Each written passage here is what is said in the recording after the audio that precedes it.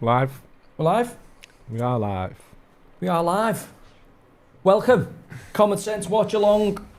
Good one tonight. The Super Toffees up at the Mackhams, Sunderland. Up the Toffees. Been a good couple of weeks as a newly Premier League promoted team for Sunderland. They'll be riding high in confidence. But you know what? Fancy Everton tonight. Fancy us to get something tonight. It'd be nice to get a win, but I'd definitely take a draw. It's a game where you look at Sunderland, they've been playing very, very well, especially like at home as well. But they can't carry on like that forever, can they? It's got to come to a stop. They can't go in this top four, are they? So it's got to stop somewhere. They've got this new league bounce. They've got to stop. But I think Everton could be the team. I'm not saying they will. Could be the team tonight to stop Sunderland. Do you know what? Up to now though, when you strip back the performances and Everton's results, they actually haven't been that bad. I mean, the one against Tottenham, I think that really flattered Tottenham, that 3-0 second half definitely yeah, we did. were well in the game. Obviously 2 set pieces and I think mistakes by Pickford, but overall they haven't been that bad, Everton. And I think showing the experience tonight against a team who are kind of riding the crest of a wave. It could change. Yeah. It should suit Everton a little bit in terms of Sunderland will be expected to take the games to them due to the league position. Had a good start, so they'll be full of confidence. Moyes' sides tend to do well, I think, when they're a bit more pragmatic out the gate, and then as the home team overcommits, I think it could play into Everton's hand a little bit. The only problem I have for Everton is we just lack a cutting edge. We lack a front man, don't we? Yeah. We lack a bit of quality on the front line.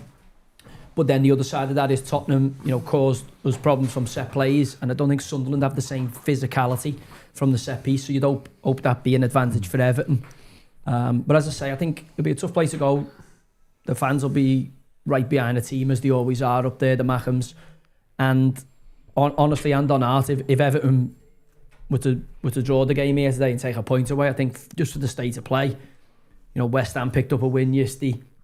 Everton have got to be careful here that we've got to get enough points on the board to make sure that we're not sucked into any nonsense. Because you're only 4 points off the bottom. I know, but 2 games, Sunderland away, Fulham at home before the international break. You've got to fancy Everton to get at least 4 points. At least 4 points. Yeah, I would as well. Yeah. I mean, Fulham had a good result yesterday, weekend, but I still don't think. Not great travellers, are they? I mean, the only problem for Everton is, as I say, when you haven't got a goal scorer in your team, Grealish and NDI are good, Mavericks, they get you up the park, they create a bit of excitement, but I don't think they're going to come in with 20 odd goals a season. The problem we've got as a team is Everton tends to be left side focused. If you're building a plan for Everton, yet we've got the Maverick of NDI out the other side, but we become very predictable. Now, when you play in a team like that doesn't score an abundance of goals, or you don't have a natural goal scorer in the team, it starts to put real pressure on the defence. Yeah. If you can see the goal, then you're like, fucking hell, how are we gonna get back in this? It's different if your team doesn't concede much, because you go, all right, this is going to be a tight game either way. We're just looking for that one goal. But at this moment in time, I just think Everton, certainly based on the Tottenham game, I thought they looked a little bit soft. The flaws I think the goalkeeper has were evident. There's the reason I don't think England can win a major trophy with him in goal, because there is a few ricks in him. And then, the other side of that, I still think it's a problem playing a centre-half at right-back. I'm not sure Myalenko's a fantastic option at left-back. And then, the rest of the team, you're looking at it going, okay, where's the goals going to come from? Who's going to score the goals? As good as Dewsbury Hall's been in little cameos, he's not a goal scorer. Neither's Garner, neither's Idrissa Gueye. So where are we going to get these goals that are going to propel us up the table? Have you seen the team? He's put Barrow in for Beto, which is the standard swap, isn't it? But other than that, it's the same. Robin Peters, Peter and Paul. I genuinely don't understand that. Seeing Barry start makes me think Everton won't get something here, and the reason being is he is fucking crap, proper shit. How much you pay for him? Too much. How much? He's proper shit. 40 mil, man. No, He's young. 35 mil. That's what I heard. He's young, and he's raw, and he's developing. But I'm telling you, I've seen him live a couple of times. He's fucking way off it. And now Beto's off it, by the way, but at least he's a bit of physicality. Yeah, and he's a man. This is a kid learning on the job who's fucking raw. And based on what I've seen, I'd be very, very surprised if he turns into an half-decent player. So, I went to Tottenham game on Sunday. First, you should have seen how many people, by the way, fans of the podcast, loads of people wanted shout-outs. Good. Good. I ran into a lot of them. I was at the Rugby League Saturday, England, Australia, at Bramley, Fortress Bramley. How was your red fireworks with the looking lovely way? Oh, it was Red really fireworks good, in the Liverpool That was for, Hildington Stadium. well, But, no, Liverpool's... You wish it was yours. But Just borderline playing Never Walk Alone, that was it. when in the alehouses after anyway, I've just had to say, because there was a lot of people showing support for the podcast and yourself in particular, Joe, but the talk in the boozers after is that the team isn't far off, but against Tottenham it was clear to see there was no legs in midfield and our fullbacks aren't good enough. So James Garner is the solution at right back. Put O'Brien as centre half for either Keane or Tarkowski, and arguably dropping Tarkowski over current form. But in midfield, then you've got legs like Tim Arobenham and Merlin Rowley come into midfield and kind of run the game. Because when I was at the game, it's clear to see we've got probably two of the best wingers in Europe in Grealish and Ndiaye. What are you? I'd say the league. So the best, Yeah, and well, they're I'm current basically the form. best league in I'm Europe. current form and Zai's But up there. One of the best in they're the both league. stood on the Jack touchline. Grealish has fasted a bit the And last few games. Everton is so slow to pass the ball. If you go backwards, it's not coming back to get switched to the other side. Sometimes The problem you've got, if you put the ball in the box or put the No ball one's towards the front person, whoever's up there is fucking crap or unpredictable. Do you know what I mean? Like, there's the games I never went to the Spurs game, but the game I was at, the game before, Crystal Palace, there was a chance, I think, for either Barry or Bet. I think with Barry.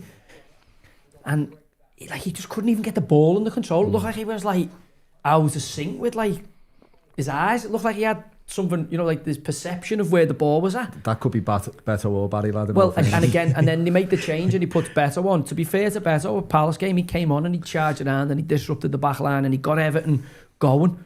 But this Barry, to see him come in tonight, I'm like, okay, well, if that was me, based on what I've seen, I would have to start Beto, unless he's got some kind of knock or something, because you're going away to the Stadium of Light. It is a noisy stadium. You can take it off them if you quell the fans, but at the minute they've got promoted. They're a passionate fan base.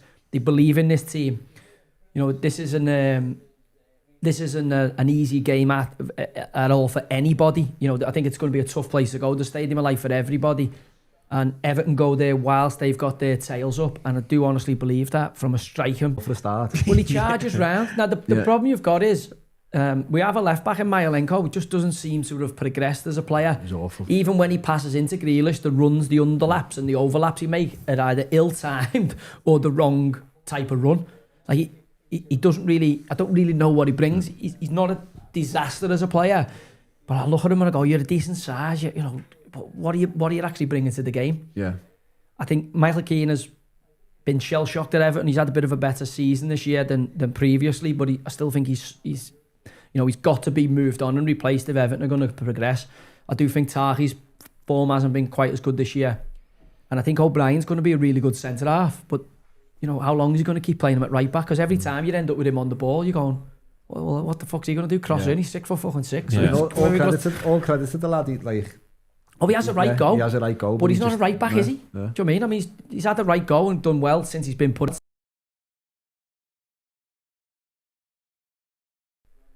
He's not going to get on the outside of Ndiaye or force the winger to fucking track him back into the opposition box, which a proper fullback would do. And again, I do think we miss a trick because he's probably our best centre half, who's fit at the minute. I do think Bramthwaite's good, but he's going to be out for a while now. It's strange one. Is someone saying the stream's lagging here? No. Is anyone else saying that stream's froze? If your stream's lagging, just refresh it. Refresh it. Who the lads will say. Anyway, let's hope they turn up and get a performance. I've had a good, interesting day today. Obviously, been in the in Liverpool Crown today, facing down the freedom of speech case. Yeah. Can you have an opinion Is it or all not? week? Is it till Friday? Well, it's jittied for that, so we'll see how it goes. Never nice, but again, I'm not able to say anything for obvious reasons. Yeah. But yeah, it's scheduled all week, so hopefully we can get this behind us and move on with me life. Quick. In other news, we've lost the Premier League manager. Vitor Pereira has been that was a banker, sacrificed at Wolves. Yeah, that was a banker. A bit harsh. No, I think they did a great job last year keeping them up. He did do a great job in the Wolves and they backed them last year. But I think I read the stat they hadn't won a game since, is it April or something? You just can't carry on. You can't carry on like that, I'll can tell you why. I'll tell you why. You know, because they keep Wolves. selling the best players. Well, and I'm going to go through. Someone put a team up yesterday that Wolves have sold. Yeah. That's what I said last week. I said you can't keep selling Wolves. They're going to go down because they keep selling the fucking best players. They're not Brighton. They haven't got the infrastructure like Brighton behind them where they can sell a Caicedo and have someone to replace him automatically. They haven't got that, and they try to do it, and it hasn't worked, and they are where they are. But speaking about Everton, Josh, did you see that I like that thing? He come on that role. Yeah, I liked him. And he come on and done well. Yeah, he looked good when we signed him in his first couple of appearances, but he's had an injury. But he's kind of a similar model to like a Fellaini suture, like a Moyes kind of midfielder, a box-to-box midfielder. Good leggy one. So selected players to leave Wolves since the end of the 22-23 season. All right. Yeah. So you've had Johnny, remember Johnny, the right back, and Nelson Semedo at right back. You had Nathan Collins and Craig Dawson centre half, Max Kilman, Connor Cody, Alt Nori and Ryan Giles at left back. Nunes has gone to Man City, Mateus Nunes, Ruben Neves, João Moutinho, Mario Lamina, Mateus Cunha, Adama Traore, Pedro Neto, Daniel Prodence, who's at Olympiacos, and Raul Jimenez. So you lose for the Wolves. There's quality in there. Quality. Yeah, there's quality in there. You know, I know they've speculated, haven't they, and taken a few players in, but as you see, it's fucking hard to keep landing on gems. Unless you're Brighton. Well, anyone, if you're in recruitment, if you sign 10 players and 6 of them turn out good, you've done well. Yeah. You know, so there is an element of the horse isn't just for that course. That the best player in the world. Look at Chitzak at your place. Paid 150 mil for him. And Vert, by the way, there's 280 mil on 2 fucking big, steamy dollops of shite. Brilliant at Newcastle, brilliant at Bayer Leverkusen, but absolutely dogs fucking... Nah. Dogs droppings at Liverpool. Wait isn't shite. Wait isn't shit. I think you're suffering from a bout of a bit of a mental illness here because you're just saying wait isn't shite. Wait isn't shit. Shut up.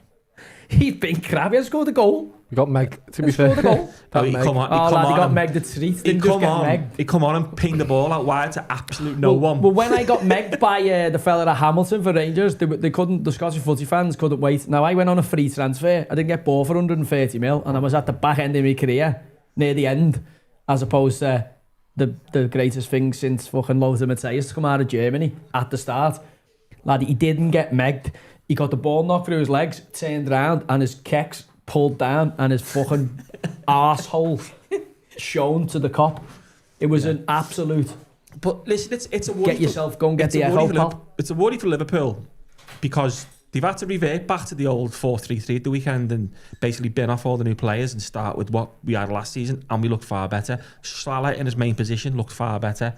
We just looked a better structure from top to bottom. I mean, don't get me wrong, we rode a bit of luck with some of the it's weird because that shot that at the post in the first half from Villa, any other game previous that goes in on the back foot straight away. So we had a bit of luck this weekend, but still we reverting back to 4-3-3. I said the other day on here, Vert can't play 4-3-3. Vert is Shinji Kagawa 2.0. Yeah. Ryan CB, that is a great shout, lad. Yeah, because he came with all the fanfare from Germany and ended up being an absolute imposter, didn't he?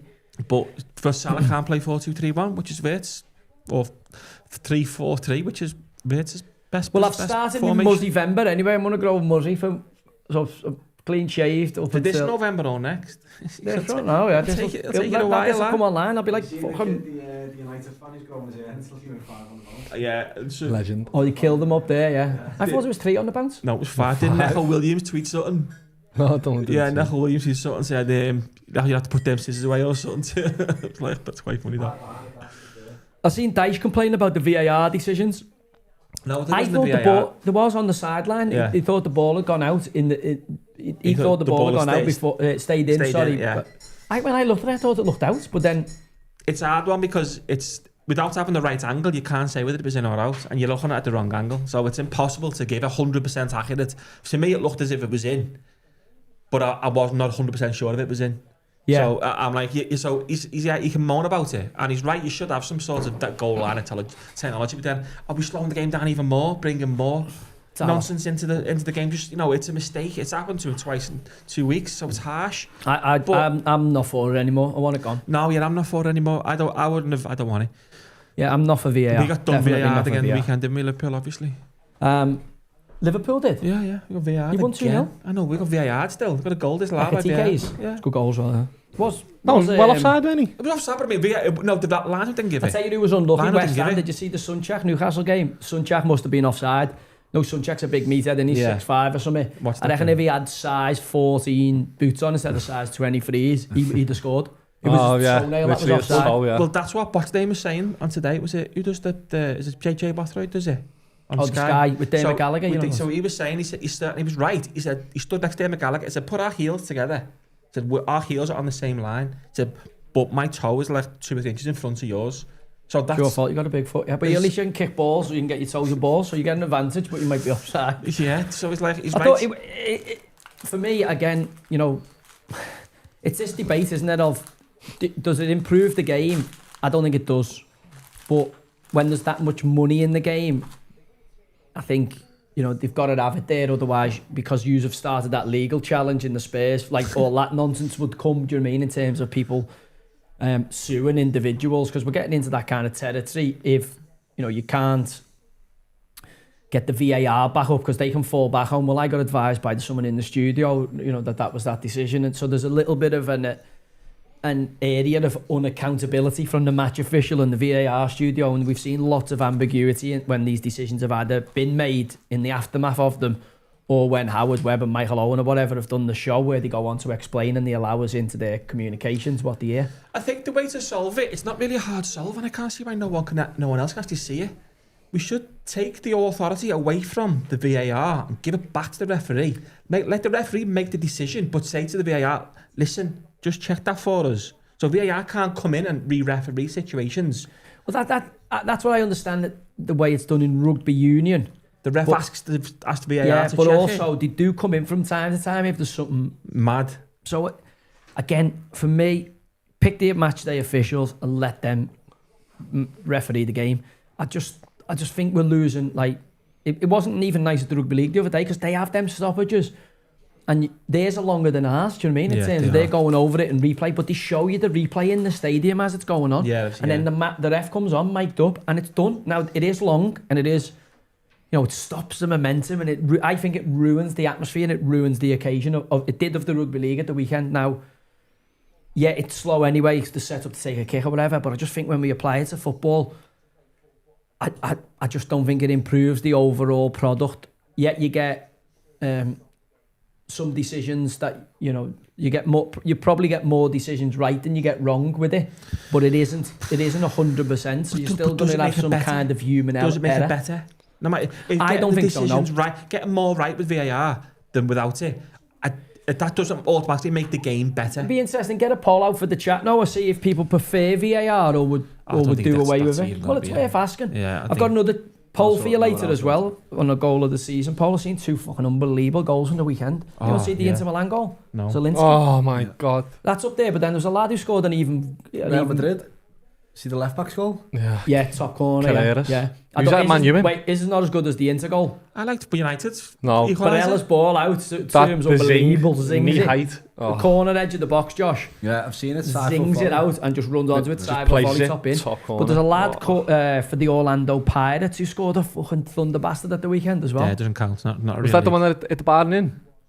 I'll tell you his name here. I've got his name written down here. Orlando Pirates should be banned as a football name. Well, shouldn't be allowed to be called Orlando Pirates. It must be the South African South Africa. Yeah. His name is... They got all kinds, haven't they? Cameron Danson from the Orlando Pirates, but we'll have to get them up. And I mean, I don't think Zelensky's will be beat like it was because of the ball from Barella, but it's also some goal. Other results in the weekend, just rattle through them. Obviously, everyone knows. I think a big one for me was Palace going and doing Brentford. Brentford being going well. Palace are flying, aren't they? Yeah. He's not going to last long there, Glasner. No, I think he's going to go. I think he'll be... no, I can't see much Liverpool. Next big manager that goes, there's your man for it. Who's going to go, though?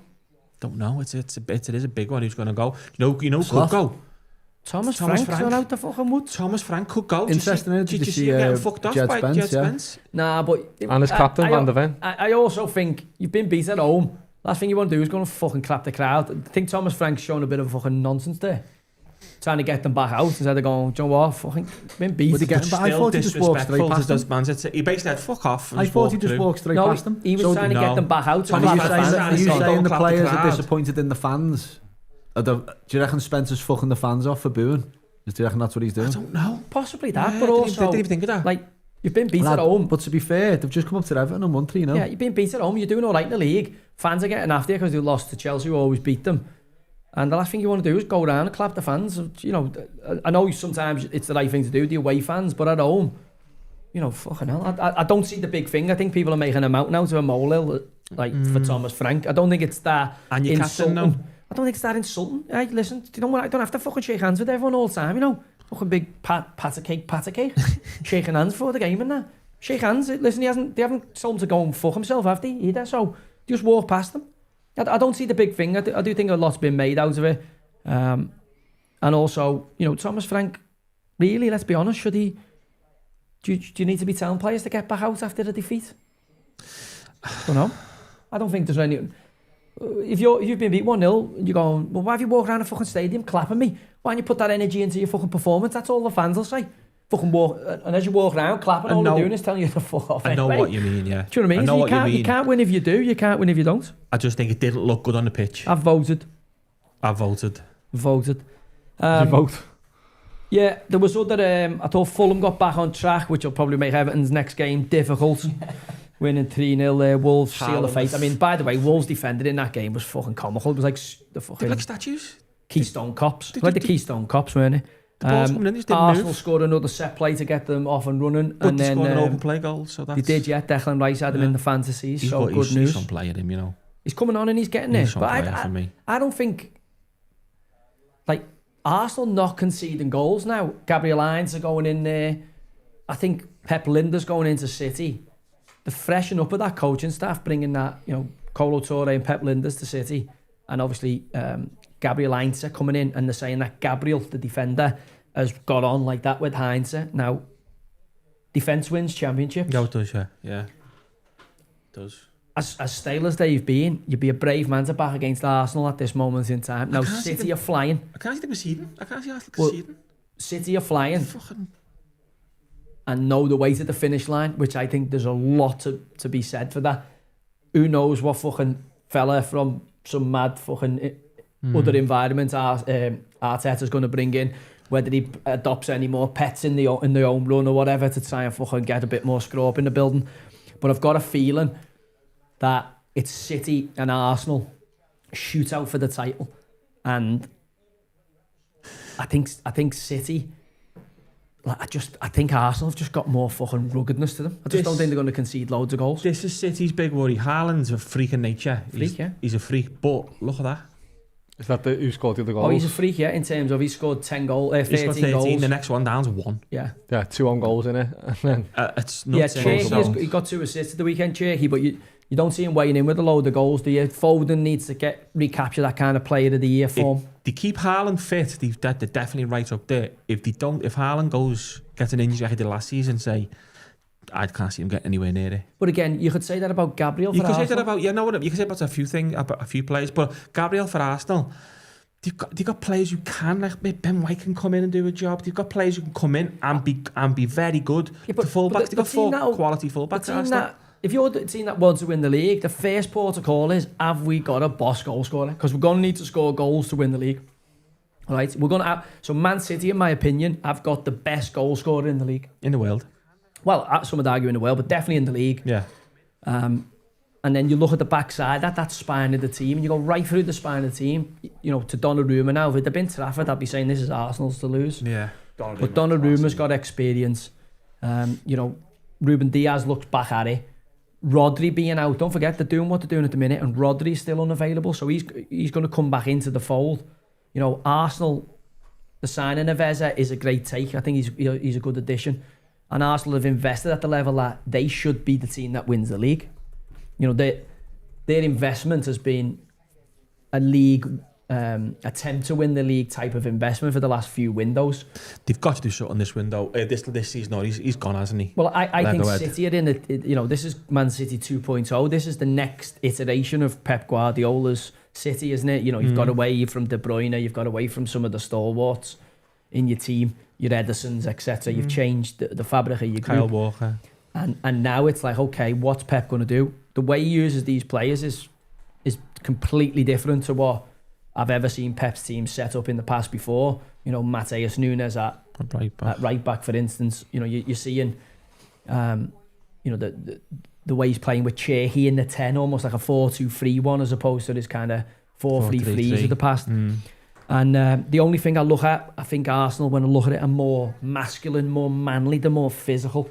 But then the caveat for that would be they don't know the way to the finish line, and Pep does. And he does in Spain, he does in Germany, and he does in England. Arsenal have just got the little niche where, as you rightly said before, they're solid at the back. They don't look like they concede many big chances. And then they've thought, okay, we haven't got that goal scorer. They got Gokares, but I mean, they've sort of not gambled on him, but they've sort of said, okay, he's our number 9, is what we're going to go with. But their focal point there, inverted commas, number 9, is set plays. Is their corners, their free kicks. That's their attack. They're creating big chances with every set play. That's a sign of a good team. That is their attack. That's instead of like builders from the back and ticky-tacky going up and wing crossing the balls in and playing through the middle. They're going, no, let's get our goals from corners and set plays and be solid at the back. How many teams have won the Premier League playing ticky-taka as opposed to how many teams have been solid defensively, good on the set play, have won the league? United were a counter-attacking team that will back in the day. A massive part of winning the league is how many clean sheets can you keep, how many goals can you score, because they have a positive or negative, don't they? Yeah. The team that usually wins the Premier League will usually have a plus massive set play goal difference of about plus 10, plus 12, something like that.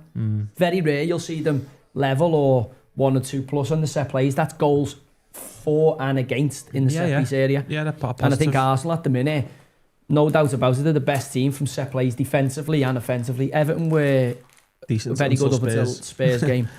But on the other side of that, Liverpool look porous from it. You know what I mean? You're looking at terrible. And I'm going, City do, by the way. City don't look fucking comfortable at all. No, they don't. From it. Even the Bournemouth goal is a corner. There's an argument, there's a pull from Brooks on Donnarumma. But what Pep said after the game, it is a foul, technically. It's not a foul. No, he pulls his arm. It's not a foul. If Evans get disallowed for that, Evans got disallowed the week before at Tottenham for a similar thing. I've watched it for touching the goalie. All right, I don't think that's a foul. I don't think that He was offside. I'm saying, but he touched the goalie. Yeah, because he doesn't even have to just to be at it in that position. I know, but he didn't touch the ball. He touched the goalie. He was offside when he touched the goalie. This fella pulls the goalie's arm. So I'm going. Pulls a strong word there. Well, he definitely. Well, get on. You've seen him it. pull the goalie's arm. He makes contact with the goalie. By the way, let go of him. Makes contact with the goalie. Just let go of him. I'm not saying but he still pulls him. So he does let go of him. I mean, but still, regardless of that, if that had been Everton, I'm saying if that's Everton, that could have been disallowed based on Everton's luck with VAR. They look like they're vulnerable from set plays is the bottom line. Yeah, of it, definitely. And then the other game was obviously Brighton comfortably beating Leeds. In the other game on the Sunday, we had West Ham getting a massive win against Newcastle. Newcastle looked fucking jaded after that effort against Spurs in the cup during the week. They were really poor, weren't they? I think people have to account for Spurs. I think the Spurs fans must account for Spurs being a bit jaded from a trip to St James's. And I watched them too. I was down your neck of the woods yesterday, Josh, watching them. Well, Newcastle got off to a flyer with Murphy scoring. Baltimore, see, right, 3 at half time. You've done 3 subs at half time. Baltimore was one of them. Oh, Eddie, yeah. Eddie? Well, they had 3 subs. Yeah. Was it 1-1 at that point? Half time? No, he just scored for 2-1, didn't he? So it was 2-1. Yeah, he ragged Baltimore there. Guess who put him in his fancy team this week? I seen someone with him as captain in the fancy team. Must have been a sickener. I think captain him. Everyone had Ireland, didn't he? I had Ireland captain. If you didn't have Ireland, you fell behind this week. Yeah. David did. Is that who it was? I seen someone with the Walter Murder as captain. Did he, yeah? I was like, You've got them catching up to do, to be fair. You've got to take some risks when you're at the bottom. If you didn't have Ireland last week, though, you were snookered, weren't you? Yeah. What we saying there, Newcastle, that game during the week and the travel clearly took a bit out of them because they were a shadow of the recent performances. They've been full of energy. I just thought they were flat. It might just be an off day. You say Eddie making 3 changes at half time, got an early goal, but Big Popey wants fucking for the first goal. We should have got his hand on that. And so that, I mean, the second one, Botman deflects it, but I'm not a goalie, but like I don't think he should. He doesn't need to gamble on trying to pick, especially he's just threw one in. Yeah. He should have, I mean, it's a good strike from Paqueta. It dips a little bit, but also shouldn't have been. No, he should have got to that one. Yeah, I don't think he should have conceded that. And then they concede that own goal just before half time, and then next minute the gaffer's made 3 changes, and you're chasing the game against, you know, West Ham side that I think they definitely needed to win that. I didn't think they'd ever go down, West Ham, by the way. I think they got too many good players, but they were certainly. But they're still lacking. That I know Callum Wilson's gone there, but they're still lacking. Yeah, but the thing for them is they can throw fucking Bowen up there, who gives them a bit of a pacey kind of threat. They've also got Fulkreeg. I'm not saying he's been brilliant, but gives them another option. I'd take Fulkreeg, Callum Wilson, and Jared Bowen as strikers over Beto and fucking Barry. Of course you would, yeah. Fucking even hell. Fulkreeg, you can't even got one leg at the minute. I'm surprised you didn't go for Callum Wilson. Might have done. Might have just kiboshed him and said, not "Nah, fit I'm not enough. going there." I don't think Moisey doesn't take that type, does he? He doesn't go. He takes that type in different Takes Beto's positions. instead. A fullback, that age cat. He doesn't take. I don't know. We don't. I think if we don't pick up here, like Everton are in for a tricky little spell here, because if you've not got goals in the team, it's a fucking horrible spot to be in the Premier League. That's what I mean. Like 2 big games, Sunderland away, Fulham at home, international break. 2 very important games for the Blues. Okay, in other matters, big news is we've had yet another incident where there's been madness on the streets of the UK. Oh, well, not even on the streets, on the railway tracks of the UK. I am at this point in time just like baffled how someone can walk into a barber shop after trying to stab a 14-year-old allegedly with a massive knife on CCTV. Police get called, and the next day he's still out and about and still capable of inflicting, you know, knife wounds on 11 people. Yeah. How is that possible? If he'd tweeted something harmful, he'd have been in a cells for a few days, because it was only a knife in a barber shop. That's fine. Just let him go the next day. It's fucking bizarre. Oh, so they apprehended them when... No, the police were Before. phoned. The police were called and when it was in the barber shop, because have you seen the video footage? They've seen him in the barber I've shop. seen him in the barber shop, all. yeah, but did they nick him on the night before? No, And let him go. That's the Friday night, Just I left think. him go, yeah. So they've obviously phoned him, but he's gone or whatever, and then... If he comes back, let us know. Yeah, Fucking hell. Well, yeah, I mean, imagine we had, you know, fortunately, it doesn't look like anyone's going to die on this occasion, but obviously people are going to have a life-changing injuries. I've seen, I know, luckily we had the train driver who was switched onto it, Andrew Johnson, and managed to stop the train at Huntingdon because it was on its way to Doncaster, I think, from Peterborough. Yeah, it wasn't going through Huntingdon. And then you had Nottingham Forest fan. They've already seen it, Dicey, but I'm going to give him a text anyway to see if he's on it, to make sure Stephen Crean, the Notts Forest fan who was on the train, gets some VIP treatment at Forest, because I know Gary Neville won't like this, but a middle-aged white man has fucking risked his life to stop other people losing their lives in the midst of this chaos. And weirdly, it wasn't a middle-aged white man who inflicted the damage again, was it? So I don't know what Gary's going to do. He's going to have to seriously think about his position, because, you know, middle-aged white men who like the flag of England or the flag of St. George or the Union flag are definitely not the problem in this country. No. Based on the last week, because I've seen someone who went to walk a dog be murdered by somebody who shouldn't be here. I have another 14-year-old slashed, and another fella with life-changing injuries. And then within 4 days of that, we've had 11 people on a Saturday night commute on a train station, which you would imagine must be full of CCTV. Oh yeah, and the CCTV there must be British Transport Police around some of the train stations. And look, credit to the people who've responded, the care and the emergency workers who've got there on the time. But it looks like masses more casualties have been avoided here due to the actions of, believe this or not, middle-aged white men, the train driver and the Forest fan Stephen Crean, who's obviously rushed in, rushed to help. People urged him not to confront. I think the alleged attacker's name is Anthony Williams, British national. Suffered deep cuts on his hands and all that as he wrestled with him to obviously stop him causing and his face, it looks like chaos. and his face, his chin, His head, etc. it looks like he's had a go at him. And the thing that got me about it was, so Saturday night I seen this, so you go on and you have a look around, all the politicians roll out the copy and paste tweet, deeply saddened, thoughts and prayers, and it's like, you've said this loads of times now, thoughts and prayers are doing absolutely fuck all here. Like, this is not thoughts and prayers.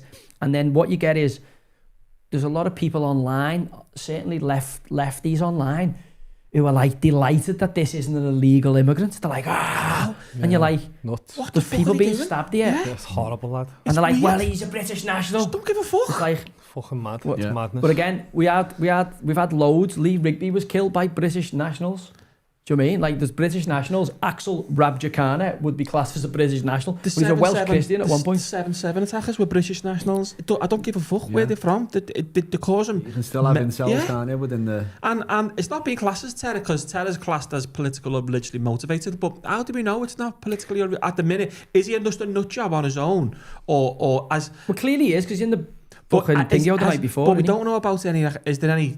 Because as you said last week, it doesn't matter what kind of ideology he's backing. What's his reasoning behind this? We don't know that yet. Why is he going on to train to kill people? I don't know. My thing is here, which is weird. If I'd have tweeted on Friday night, I'd have been arrested on Saturday morning, right? Yeah. This fella's gone into a barbershop with a knife after trying to stab somebody, all on CCTV. Face is there. And then he's been free the next day to walk around a major train station in the UK and then go on a stabbing rampage. Now, I look at it and I go, deeply concerned, thoughts with people, fucking whoop-de-doo. You had Wes Streeton tweeting about how spectacular Strictly Come Dancing is. I'm like, your government is in the midst of the citizens of this country being attacked randomly every several days. There's another article, there's another incident. And they're the ones that we hear about. Imagine the ones that we're not getting to know about, because we definitely know with the BBC and the Panorama incident today that they're not telling us everything that we need to be told. We already know that they're dumbing stuff down for us, not for us to disrupt this diversity is our strength nonsense. And then tomorrow, Tommy Robinson's in court tomorrow for the reinstigation of his trial, which is bizarre for me, because you've got a fella here, Tommy Robinson, who's been charged with terrorism charges for not giving his PIN number to the police to protect his journalistic integrity. All right? And we've got a fella who's tried to stab 11 people on a train. No, it's definitely not terrorism. It's definitely not terrorism. But Tom, you're not giving us your PIN number? Well, that's terrorism. Bloody terrorists. That's terrorism. And this is the thing about this country at this moment in time. It's fucking peculiar. Yeah. It's this suicidal empathy that we have. And I'll tell you why I go to it again. I'm watching, you had a woman, I'll have to get her name up. She did win the Nobel Peace Prize, this woman. Her name's, so let me just pull her name up so I don't mispronounce her. Where's my notes? Her name's Malala Yousafzai. Apologies. All right. Malala Yousafzai. Yeah. Okay. So I think she's from Iraq or Syria. I don't know where she's from. But anyway, she was in education in the village she lived in Afghanistan. It might be Afghanistan. Just Google her for us, Noah. Or someone Google her. Go on. She's been on this week. She was on... Say it again for me. She was... fucking hell. Malala Yousafzai. So she was on Newsnight this week. And she was on Laura Krassenberg on Sunday as part of a panel. Yeah. So this is a woman who was given a Nobel Peace Prize because she was shot in the head by the Taliban, all right? Because she was trying to get education in the country. What country she's from? Pakistan. Pakistan? Pakistan. Yeah. Okay, so the Taliban took her and shot her in the head. She was brought to Britain and miraculously survived and was saved, and then was, rehabilitated here and given an education here. She's on Newsnight the other day advocating for people from their culture, from this Islamic Pakistan, Afghanistan, Syrian culture, people who shot her in the head only because she was a woman and only because she was getting education. She's advocating for those cultures to come here. So I'm like, how much more can you suffer from suicidal empathy? Yeah. These people have rounded you up in your homeland for their religious beliefs, shot you in the head, left you for dead. right? You've been miraculously saved by the doctors and surgeons in this country after being air-flown back here, all right? And now you're saying, tell you what, bring them fellas who shot me in the head back, because it's, I'll have to get the word she said, because it actually shocked me when she said It'll boil down to She said because Britain isn't tolerant and wants, Britain isn't tolerant anymore. No, Britain isn't tolerant anymore of people coming in from places of asylum. And it's like, well, they're the people that wanted to shoot you in the head. Like, why would you want them in the country? They've tried to kill you for the sole reason of you're a female and you wanted to go to school. Like, how in the world would you want that brought here? Surely you would go get that mindset as far away from me as possible. They've tried to kill you at 17. It'll boil back down to that, the fictional book and Magic Man in the Sky again. That's what it'll boil down to. But I just don't get. I don't get how people can, how they can have this level of suicidal empathy. Because the Magic Man in the same Sky what we said about the left buddying up with radical Islam, and then as I said to you, Wes, you best start your flying lessons now. You best fucking start strengthening your wings now. Grow them wings, especially you in the LGBT community, because you're going to be in a flight or fight situation, and if they get the numbers, you're going to be seeing whether you can fly. And the reason I say that is, if you look around and you see, the Christmas markets are going to start shortly. I was walking around the River of Light thing the other day, and I'm like, I didn't want to take the kids, and the reason being, I'm like, there's a big crowd there of people. Who knows what the temptation is for these people? Like, we've had, and that was on Sunday. Obviously, Saturday we'd had the train thing. During the week we'd had the Hillingdon incident where, not Hillingdon, Uxbridge incident where the fella was walking his dog. And when you look at it, right, Christmas market, we've got the old peace barriers outside, the old peace bollards. Peace bollards. The churches, peace bollards outside. Anywhere where people congregate from our culture, we have to have the peace bollards outside. Doesn't synagogues, peace bollards, security fences outside? No. Not outside mosques. No.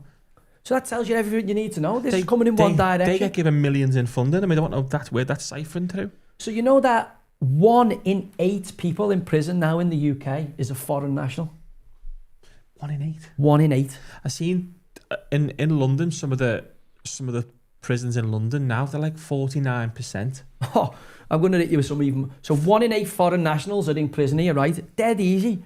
Get rid of them. Like, that's a lot of people we can get rid of. A lot of money. The criminals, they're in prison. Gone. See you later. We're having to pay for them now. Gone. Is it 50 grand a year? Told you, loads of islands, launch them into that. St. Then Kilda's. I found out that a quarter of people who are in jail for sex offences, all right? A quarter of foreign people, a quarter, so that's over 25%.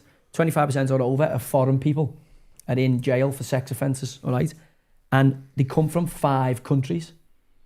There's 5 countries where a quarter of all foreign sex offenders come from. Afghan? No. It's got to be Afghanistan. Bangladesh, Kenya, Sudan, Ethiopia, and Eritrea. Short and Afghan, no? No. That's in pro rata. They're right up there in the pro rata one. I'm talking about a quarter of the sex offenders that are foreign. I'm not talking about all the sex offenders that are foreign are from 5 countries. Over 25% of them. So it's that easy. You just go, sorry lads, listen, we can't take any more males in from that country for asylum claims because we've already got 25% of our sex offender population in foreign sex offender population is from that country. Like,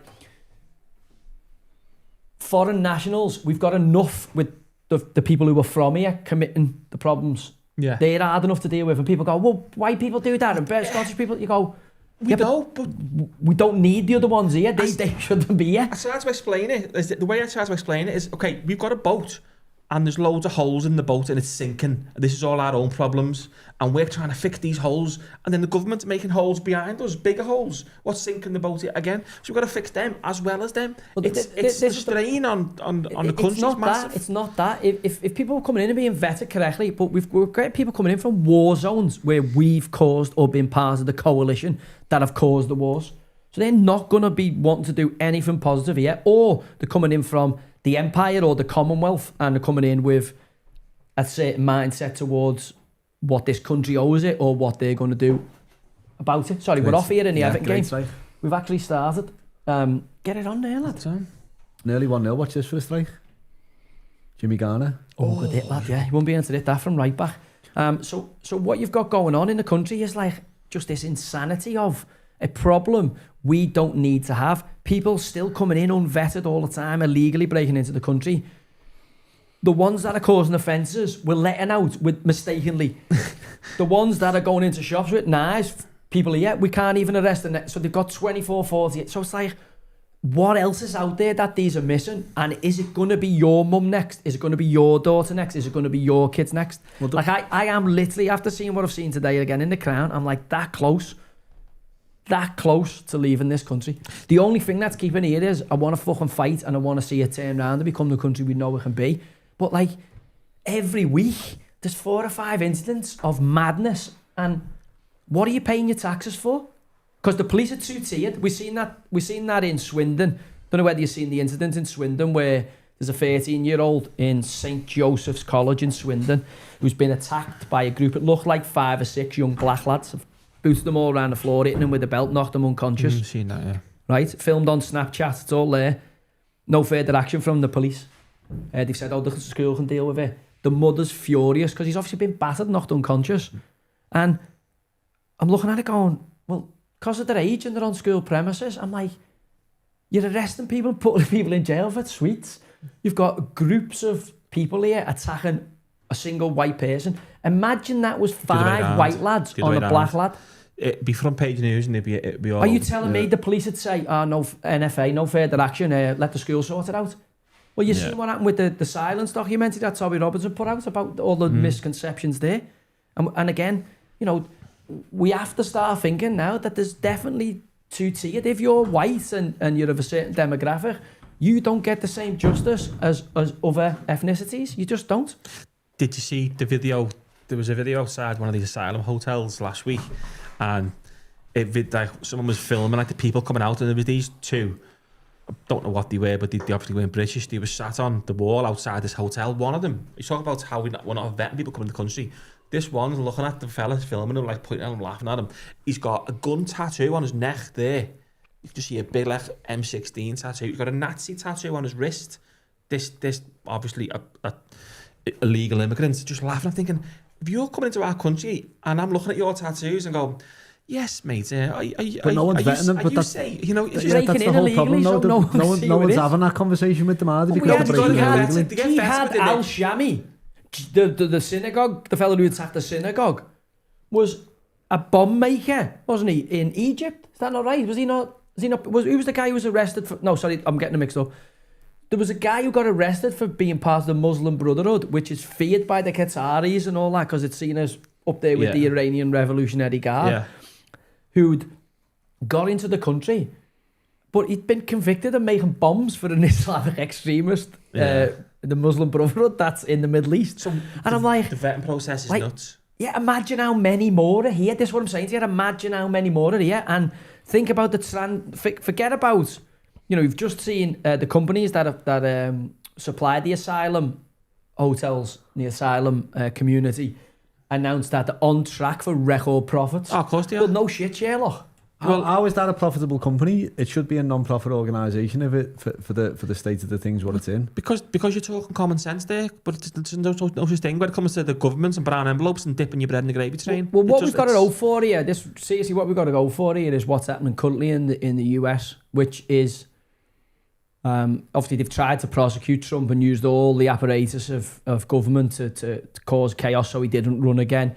Up until the point where they've actually in the end tried to kill him. Yeah. Trump's come out and pretty much laid it right at a few people's doors. He's named Obama, so I think he's gonna make life really difficult for Obama, really, really difficult, because he believes Obama's behind his persecution. From what I read, yeah, absolutely. He's also come out and said he's going to launch RICO cases, or possibly launch RICO cases on obviously members of Antifa who he sees as causing the problem, who they say they don't exist. There's no such fucking thing. And he says if he finds out George Soros types of people are funding it. And he also mentioned a guy called Reid Hoffman, because they've been involved in funding people to go and attack the ICE, the ICE, who are deporting illegal immigrants or people who broke into the country under the Biden administration out of America. And they've obviously been, attacking Musk's business in Tesla when they were doing the Doge thing there. Obviously, these are paid agitators, and we've got the same thing happening here. Like we've got a lot to thank President Trump for, in terms of, I didn't like him first time round, but I genuinely believe if it wasn't for him, we'd be in a completely I think Musk as well. I think we'd be so far down the rabbit hole of nonsense here. I think the biggest turning point in political landscape was Elon Musk buying Twitter. Huge. That was massive. I think that's what changed a lot over the past couple of years. It was the first domino to fall this way, wasn't it? That was but then I don't know whether you've seen Pete Hegseth, who changed it. It's the Department of War now. Did you see the video they put out about over to be fair to them, there's only Nicki Minaj. I haven't seen any of the big Nigerians here saying anything about the fact that their own fellow brothers and sisters are getting murdered for nonsensical reasons, man in the sky reasons. We've had Nicki Minaj come out and say something about it, and then Trump and Pete Hegseth, is it, the Department of War guy, they released a video basically saying to Nigeria, if you don't stop this, we are going to send our troops in and we are going to fuck yous up. They've sent troops in for far less in the past. So I look at that and I go, if you're a Christian living in the world, you go, you know what, this fella's going to fucking help me if these turn take. And, I can't believe we haven't heard any of our government say anything about Nigeria, or I haven't seen the Black Lives Matter say anything about Nigeria or Sudan. Ukraine, they've all got loads to say. Yeah. Palestine, they got loads to say.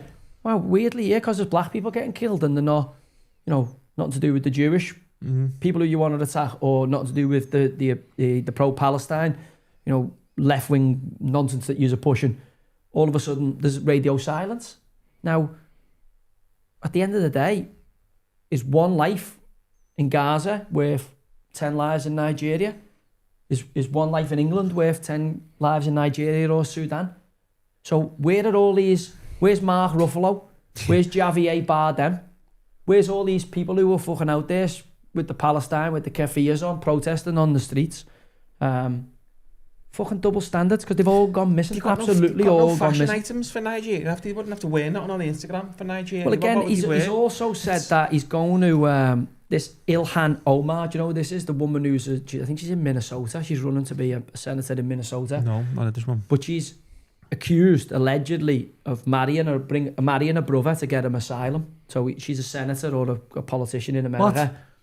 So she got to get him the green card. She married her own brother. Did they consent to marriage? I don't know, but she's married her own brother. Basically, Trump's not having her. She's obviously Muslim mob, double Muslim, but trying to create an enclave there, that's what they do. They get in and then they politicise, and then they move it out the way. It's what it's done everywhere. Just as I say, look at Iran, look at all the Iranian Islamic countries you see. Surely that's got to be pulled up and gone, hey, you can't. Oh no, Trump's after her, so he's fully after her in terms of she's going to be fully investigated. He said he's going to, I think she ends up getting deported. I don't know whether she's Somali. Is she Ilhan? No, that's how you spell her name. Just get it up here. I'm sure Ilhan it's Somali. Omar. I'm sure she's Somali. Imagine Annie come down to the crunch and you've said, look, you're married, that's not your brother then. You've got a shagger now then. No, the thing is, there's all election, there's all election stuff in there. So there's all things to do with fraud and all that. So if you ever remember in the inauguration, there's the famous clip, isn't there? That's her, yeah. Trump told her to leave the country. Yeah, she's going to get lashed out there. She's going to get lashed out because she's not American. She doesn't want America to do well. She wants to split America. She should go back. So what happened was, I don't know whether you've seen this in the inauguration when they were all fucking thing going. Baron Trump saddles up to Joe Biden and goes to him, it's fucking on now. Have you not seen the clip of it? I've seen it, yeah. It's funny. And then goes over to his mum, and his mum Melania goes, fucking behave yourself or something, behave yourself. Now, at the time I thought, fucking hell, Trump's just going to step above this persecution. No, he's not.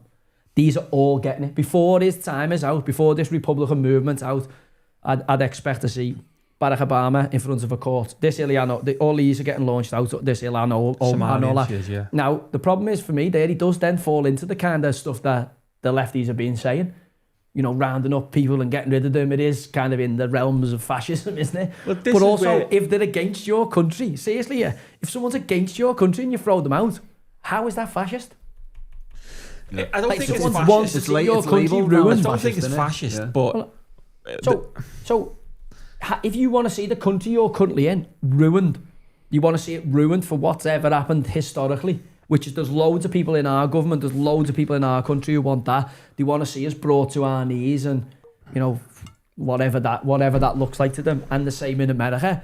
Then if somebody is in your country poisoning the well, why is it so radical to remove them and say, fucking go and live somewhere where you fucking don't hate the country?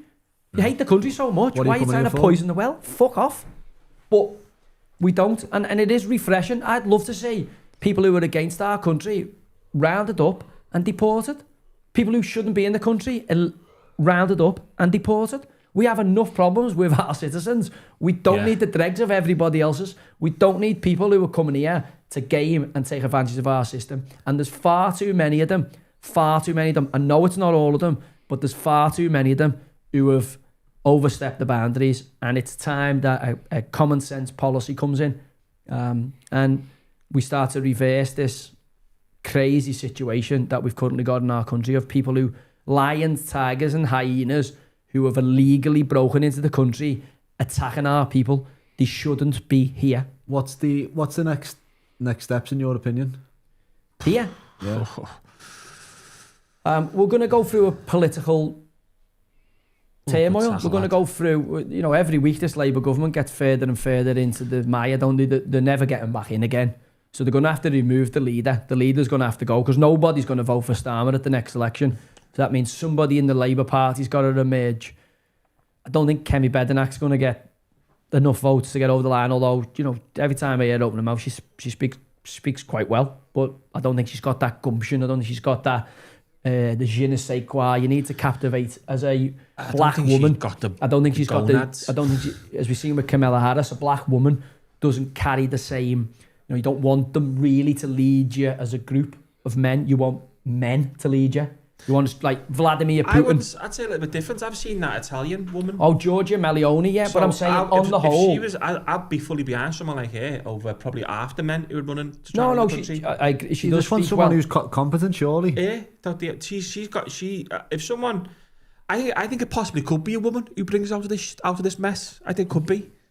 Well, the last one we had was Thatcher and Liz fucking Truss. So. No, fuck Liz Truss. No.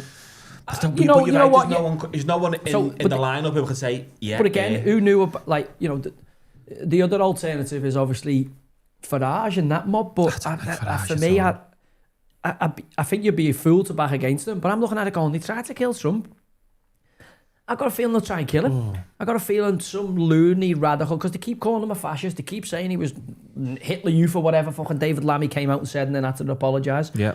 And the thing is, someone was on, I think it was Elon Musk talking about it on Joe Rogan, saying if they keep saying mad stuff like that, it only takes one loon ball. Shit. And you get a Charlie Kayak situation. The left has lost its mind. You've seen in the aftermath of that how many people were rejoicing and happy that a father had been killed in cold blood. We are at a point in history here where common sense is gone. And if you ever needed the finger of it, there was a small video that done the rounds from Piccadilly Gardens in Manchester at the weekend, where you had a load of the old spin bowlers who hang around those fucking gardens, and you had two transgenders walking through there. Yeah, seen it. And it ended up with a mass brawl. And the two transgenders, by the way, one of them had a fucking right go. Fucking hell, they couldn't half scrap one of them. He had a right go, but obviously they're not having you. So they were obviously giving it to them, picking on them, and then they've been, oh, that man. Yeah. We scored. Fucking hell, mate. In the eye. Great finish, tell me by the about way. the winger in Europe now. Great finish, by the way. We were just saying we need fucking more goals from them. This could be a foul-ish, No chance. He's holding his knee but just keep the... No spoilers. He's just dribbled past 5 players. He's a player. That's hell of a goal. He's a player. He scored a bit with knee. No, yeah, he's a player. No, it's not a foul. Let me just see it. He's an unbelievable player. I've seen the work That's never been a foul. VAR might change it. It's Everton. Don't forget, they don't make normal decisions for Everton. This is Everton. Oh, he doesn't get the ball. Doesn't get the ball. VAR could overturn this. I'm telling you now. That's an unbelievable goal, by the way. They're not going to overturn Nah, that shouldn't be overturned, but it's Everton. Don't forget, we have a different type of threshold than this. You're not Liverpool. Liverpool get that overturned. Oh, come on. So what was I on about here? I was on about the fight in Piccadilly Gardens, where Charlie Veach and Billy Moore and all them lads, the auditors, they always end up round there. You can see if you follow any of their stuff, how fucking mad it is. Well, anyway, a couple of transgenders have been cutting through, probably on the way to Canal Street or something on a night out, Saturday night, and have ended up in an altercation with the old Noble Peace Warriors because they don't fucking, they're not washing, they're not having that at all. Yeah. So it ends up like them poking a bit of fun at them, and the transgender lads respond, and then next minute it ends up with a bit of fisticuffs. And to be fair to one of the lad who doesn't start the fight, I would say the lads, he's a trans lad. The trans lad. Don't even know what the fuck's called. Fucking hell. Them who started it. The transgender who starts it is end up backing up by his mate, who's a little bit of a beefcake. Who's another transgender. Both in dresses with blonde wigs and all that. Is that counted? Get in. Yeah. And anyway, one of them has a fucking right go, and he's getting stuck in. He's doing a few of the old spin bowlers in. But lad, there's like a pack of animals. They just keep coming and coming and coming. And he ends up getting a fucking pasting. The pair of them end up getting a pasting. But again, like, this is what you... Queers for Palestine. This is what you asked for. Trojan horse. As soon as they need your votes, as soon as they got your votes, you're going fucking... Oh! You're going to see if gravity works. You're going to find out whether gravity works or not. Oh! That is so naughty, you know. It's a book and that. That's a red. It's a book and a cup of red. That's a red. No, I think it was late. It's because he got tackled. It's because he got nailed. We are famous Sadiqi. Sadiqi. No, it's by the way, Mandava, is it? Sadiqi. Oh, it's a naughty one, you know. Now look, he's got up and gone. Smash. Okay. No, he's kicked out a little bit there. It's a yellow card, yeah. It's his right leg here. Look. It's a yellow. No, it's a yellow. Not a yellow. You haven't watched? Yeah, you're right, mate. They wear they wear men masquerading as women. I don't know what it is, but it's Piccadilly Gardens is not. I would say is not a safe place. Wouldn't want to. I've cut through there loads of times, but when I see that, I see people picking bricks up, bottles up, and you're like, that Billy Moore's maybe he's slapping every time he goes, isn't he? But I think he used to be a boxer, didn't he? So kickboxer, yeah. So he's you wouldn't want to grab with him. You know, you need to have places. Obviously, in the city centre, that don't carry that. Like, I've seen in our city centre, in the back of the George's Hall, someone said they've put up the first one in the UK where it's like an audio camera, like a big, in the back, back of the George's Hall. There's been murders in that there, hasn't there, last year? Is that what? So they put up in there now. So there's a new AI audio. Why is he still going, man? What's happened? Yeah, has he sent him off? No, there's someone else now. No, that's a different buyer. Yeah. What's that? The back of all the homeless and all that, is it? Yeah, I think there was loads of gays used to go there, didn't they? And someone got murdered. Yeah, it did a while back, I remember it. But on the back side of it, by the bus terminus on the back side, they put a big... I've never been. Where all the museums are, where all the museums are, where you walk up the road, you've got a front bit of it, and you've got a gardens in the back, which is like a communal gardens or whatever. Well, they've put these new AI voice, so you can hear everyone speaking, everything. It's all right, okay. So it's this new. They're already trying this dystopian fucking thing out. Well, when they'll start in fucking Peterborough, because you might have stopped 11 people getting fucking stabbed. Fucking. They started in fucking other places where there's clearly a lot more lunatics than there is here. Another thing that I seen at the weekend, which has worried me, was the response to Ricky Gervais's advert. But at the timing of it was impeccable when he brought it. Because the literally the day before the incident on the train, Ricky Gervais, who someone's put on me, Samuel Neage, they was attacking a streamer. So who was attacking a streamer? Who was it? They them. It might have said the transgenders were streamers. So I don't know who that is. But they're saying they were attacking the streamer, so whether that's what started the brawl. Yeah, so it looks like the left have come after Ricky Gervais, haven't they? Big time over his advert. Oh, on X. They've gone is for him. It that bad? No, it's fucking factual. Well, Ricky's brilliant, isn't he, for the little bit of like saying stuff that's He drops on the edge. a little bomb there On now the and edge. again, doesn't he? And walks away. He's class. Yeah, and you know, what's he say? Dutch bar or something, come to London, something about a stab vest or something. Don't forget your stab vest. He's done a couple, didn't he? There was a couple of different. Well, they all got ones, knocked but back. That's what he was saying, wasn't it? They all got knocked back. But he got took down. Yeah, they got took Oh, down. did they? They got put up. actually Yeah. got put Oh, I up, didn't know they got put Yeah. up. I thought they didn't get put up. So he got them put up and they got them put down. Okay, that makes sense.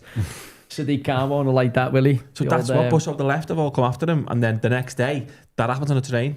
Like, How can City can't sit down with that Susan lady from the City of London where she's asking him questions about the grooming gangs? He's like, well, can you explain that to me? Can you know, he's making out like it's not going on. And then the Met Police say we're investigating 9,000 cases. there is no in way. London. There is no way that London is And he's not. the police and crime commissioner. How does he not know that? There's no way in London that London eye, is not the epicentre of the grooming, of the raping gangs. There's no, because that is where it all filters off from there. Everything goes through our capital, and it's got to be. There's no way that. Yeah. I think that you touch the tip of the iceberg. What's going on in Rotherham and etc. It's been going on in London. It was 1,400 alone in Rotherham. 100-fold in 1,400 in Rotherham alone. And Telford had a load of numbers.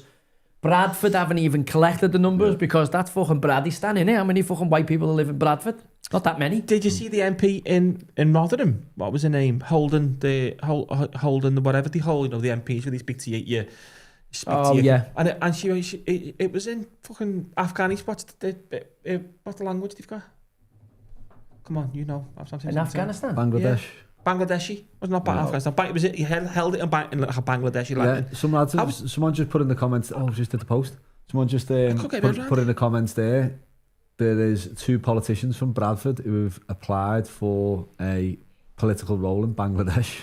Oh yeah, whilst they're in Bradford, Thing going on it, yeah, I've seen that, yeah. But How can that be allowed? Sadiq Khan is the chair of the Fabian Society before he was the mayor. And this Fabian Society is what Sam and all that are about. But I'm hoping that we get a political revolution here and we get people who actually care for the country. I seen the advanced UK guy, Ben Habib, at the weekend tweeting about what had gone on and it's saying, honestly, him and Rupert Lowe are the only 2 politicians. Yeah, I'd say Rupert Lowe myself. Only 2 I see at the minute who will go, do you know what? You remind me of what I think a politician should be. You know, the way you talk, you know, the fact that you're not scared to say what you think for fear of how it'll be interpreted by someone who might vote for you. The fact that you're saying what people are seeing.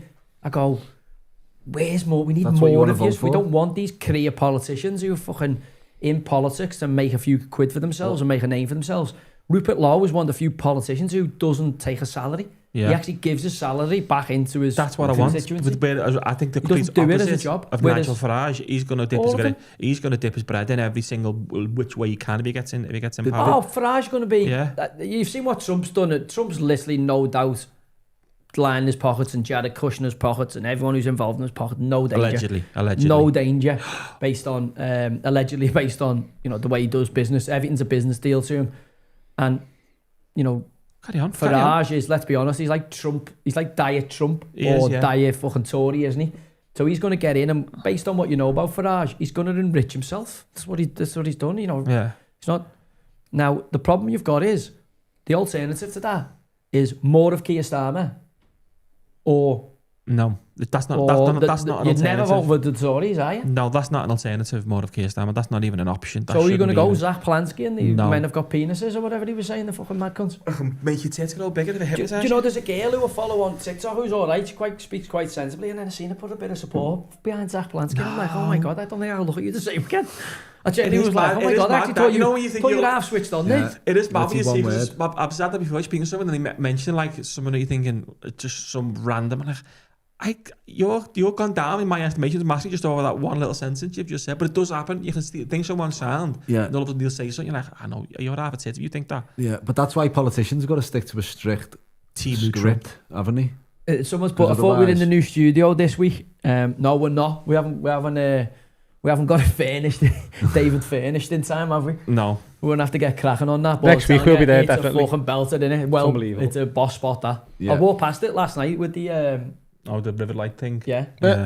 Just looks of bollocks, doesn't it? Stop giving people but again, it's one of those things where we want to get in there and get after it. Honestly, we've got some unbelievable guests popped up there, So good. like for the show. We told you about a few of them, more are coming online since, but obviously we don't want to book them in and get after it until we're in the new in our new house. We want to bring them to our new house and show them that. Someone's put here, and I want to speak about that because Joy, what you reckon on Mary Epps? Have you seen her in the news lately? Well, she's got Absolutely shit the bed. fucking hell, she's got a book to sell. Stood in goal. That's it, innit? Just stood in goal. But she's actually killed herself, hasn't she? Because in the midst of it, what they do if you get a book like that, they serialise it a few weeks before to whet people's... Yeah, we'll make sure they get a little bit of interest in it. So they pull out the best bits, and obviously the best bits are her absolutely getting sour grapes because she's getting left out the team for Anna, what's her name, Hannah Hampton. Yeah. And then who goes to the manager and says, she hasn't behaving well, how's she playing ahead of me? She hasn't been behaving. Little grass, it just shows you. And she's also come out and confirmed that she's in the same section. Well, I think it's like, so what? Well, we thought that once I seen you put a footy kit on, I fucking presumed you like the old fucking fairy cup anyway. You know what I mean? You're fucking drinking from the fairy cup if you put a footy kit on or a hockey kit. But I can't believe that's some kind of news. But this is how obviously full of fucking boss stuff the book is, that she's at these are the serials that she's pulled out. And she's come out as gay. It's no, like that's wow. Yeah, but then what's happened is obviously there's been a backlash. I think the Chelsea manager Sonia Boomersport or something's commented on it. There's been lots of comments on it from like the female footballing community because they see it as kind of bad energy, bad blood, understanding she's got to sell a book. And then what comes rolling down? Because the serialisation hasn't gone the way she planned it and hasn't landed for her. The old mental health card straight away. But this is what happens when you put people in positions to go, you are the best sportsman in the UK. And it's like, well, she wasn't. So why did you make her believe she was? She's then got to move to Paris Saint-Germain as if she's the fucking kiddie. Yeah. And end up sitting on the duty. Come back to England, sitting on the duty again, lost her head next minute. But she signed all the book deals and been writing the book deals while she's been told she was the best sportsman in Britain by all the people who voted for her on the sports personality and nonsense when no one was asked about it. So she's believing, I am the best goalie in the world, I'm the best goalie in Britain, I'm fucking the greatest thing since sliced bread. And then what happens? Reality kicks in.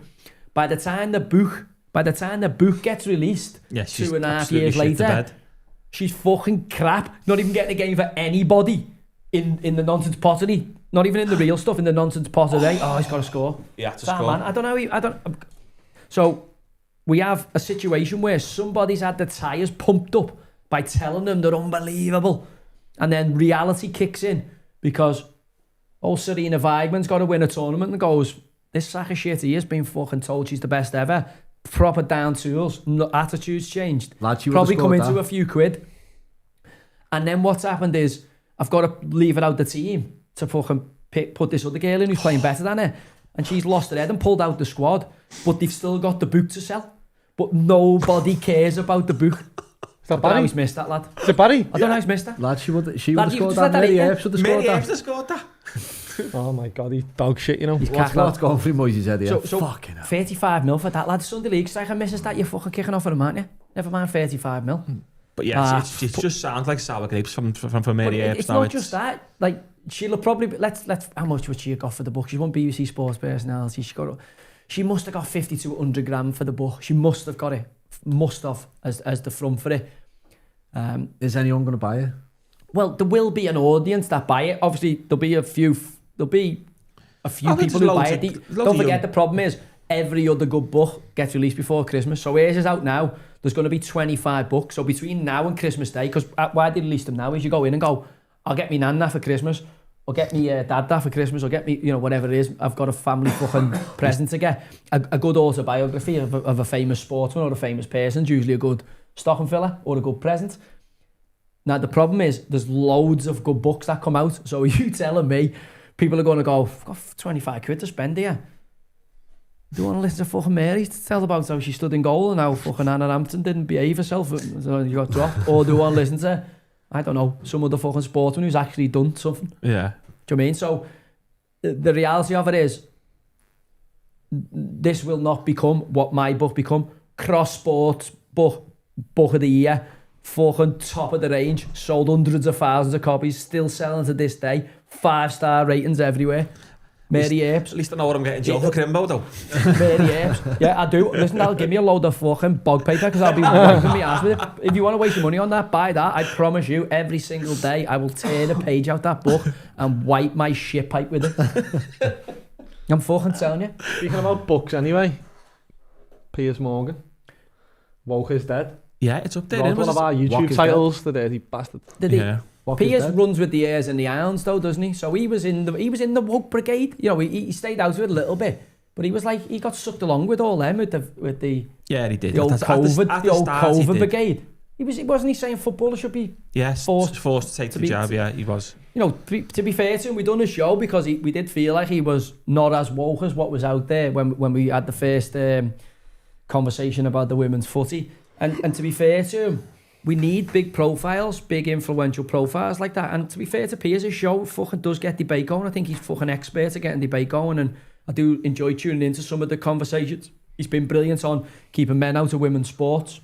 But also, I think he's too fashionable for me. He leans on whichever way the wind's blowing. You know what I mean? Yeah, he's a tit. Yeah. No, I like. Do you know what? Like, every time I've been with him, he's brilliant at what he does. You know what I mean? But he's fucking. He is a little bit marmite in places. But actually, every time I've interacted with him personally, I can't tell you I couldn't say a bad word about the fella. Now, you know, some of the things he said I absolutely don't agree with. Is fucking Bobby Boucher. Barry again. I don't agree with, but also he takes a lot. He takes a lot of flack, and he's got the balls to stand up and say loads of things that loads in his position wouldn't. Could he do more? Yeah, absolutely. But he's obviously got to keep his Murdoch relationship flourishing, because that's clearly the guy who's held them. That's his gravy train, isn't it? Elders back. Yeah. Don't know whether you've seen this just while we're on the Piers Morgan wing. I'll get to that now. Did you see this Angel City FC? Elizabeth Eddy, who plays for the Angel City FC in the NWSL. Is that the league you played in America? Or is that's the women? That's a women's. Why is it NWSL? What is it? North American Women's Soccer League, is it? National Women's Soccer League. Oh, is it? So basically the American Women's Premier League. Yeah. So the NWSL. Angel City FC. Elizabeth Eddy, who's a player for Angel City FC, wrote an opinion piece. And in the opinion piece, she spoke about policies getting implemented to keep men out of women's football. Yeah. You know, and then what happened is her teammates, the captain of her team, they've done a separate press conference calling her a transphobe and a racist. Fucking hell. So her own teammates have come out and done a conference, and it's fucking... This is the thing, it's going to cannibalise itself. Because you've got some women there going, fuck getting tackled by a fella. Fuck fucking boxing against a fella. And you got other women going, you're a racist if you... What the fuck? Like, it's nuts, like, isn't it? You're it's a racist? What's that got to do with? I don't want to get fucking filled in by a fucking fella who's a fucking well bigger than me, well stronger than me. Like, what has that got to do with being a racist? Yeah, you could call it transphobia, whatever. But surely as a woman who plays sport at that level, she's entitled to give her opinion, not be fucking forced to then a teammate having a press conference to call them a transphobe and a racist. But this issue, again, the transphobia issue is going to split clearly dressing rooms in the NWSL, and I bet you in the WSL you'll get the same. So, oh no, 100% WSL you're going to get the same. The caveat of that is different. Snooker Stones has fired the question in: Did Joey win Man City's Golden Boot one season? You did. Did you? Yeah. Fucking hell, he must have been shite then. And we never went down. You know what I mean? Only just. How many goals? Listen, the hardcore City fans know what role I played in keeping City where they needed to be before the Abu Dhabi gravy train came. You know, you do get the casuals and the fucking who haven't seen you play or don't know who you are, but anyone who was in them stadiums seeing how much blood, sweat and tears I give for that badge. And how many pens was it though? Doesn't matter, does it? Mo Salah, don't know who says that about Salah? Alan Shearer? You? Shearer? Top goal scorer, you don't say Shearer. Listen, by the way, you have to worry about our strikers. So if I was fucking top scorer playing central midfield, what was our strike force doing? It was up front. Samaras. I think Vassell, Samaras. Jamie Mackey. Must have been Andy Cole. Not Jamie Coley Mackey. must have been there. Andy Or he got Cole, injured. or it was John Mahon. Fowler might have Mahon. been. No, Fowler no. If Andy Cole and Fowler were there was no way I was finishing top scorer. Must have been Karadi, Samaras, Vassell.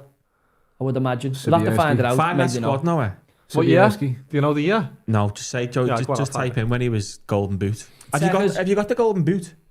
Did you get it on No, I Friday? don't have a golden No, boot. I've been off the club. You guys, No, don't win a golden boot off the No, club. Liverpool do. You get a player of the year. Yeah, because he's a fucking. That's because he's won the fucking golden boot No, in the league. not the league. Get a league one, but you get like a player of the thing. Like we get You get a given player of the score. year. We got called. It's got like a golden samba. Liverpool's. You get given like a golden samba. Like For whoever scores the most goals just for the club. there was the goals or there was the player. I don't know. And that season, the last game of the season, you got given it. I don't know So I what think it get a was, golden yeah. boot anyway. Techers has put in Joey. Joey, you top lad. You must have meant your thought on Gary Neville, the bell end comments about us natives. We've said before what we felt about Gary. He must be sitting there when he sees the incidents going on week by week thinking, fucking hell, why did they fucking say that? Because he clearly hasn't thought about it deeply, or he's clearly living in fucking cloud cuckoo land. If he thinks people putting flags up in the UK is the biggest concern, Yeah. he is fucking mad. Because I haven't heard of anyone who's been putting a flag up. Yeah, get off the ladder and fucking start shivering people up and killing them. It's the Not bubble. one. It's the millionaires bubble they live in. They haven't got a clue what the real world is. But the problem is they've got the biggest platform. So whatever they say, a lot of these divvies take everything they say and like, oh yeah, he's right. He's right. He's not. He's living in this fucking bubble. What's not the real world? Someone's put me and Richard Dunn with the bollocks in that team. By the way, Sylvain Distin was fucking superb as well. I can't fucking... And Righty before he left to Chelsea was So it brilliant. was We had some good players. 06-07.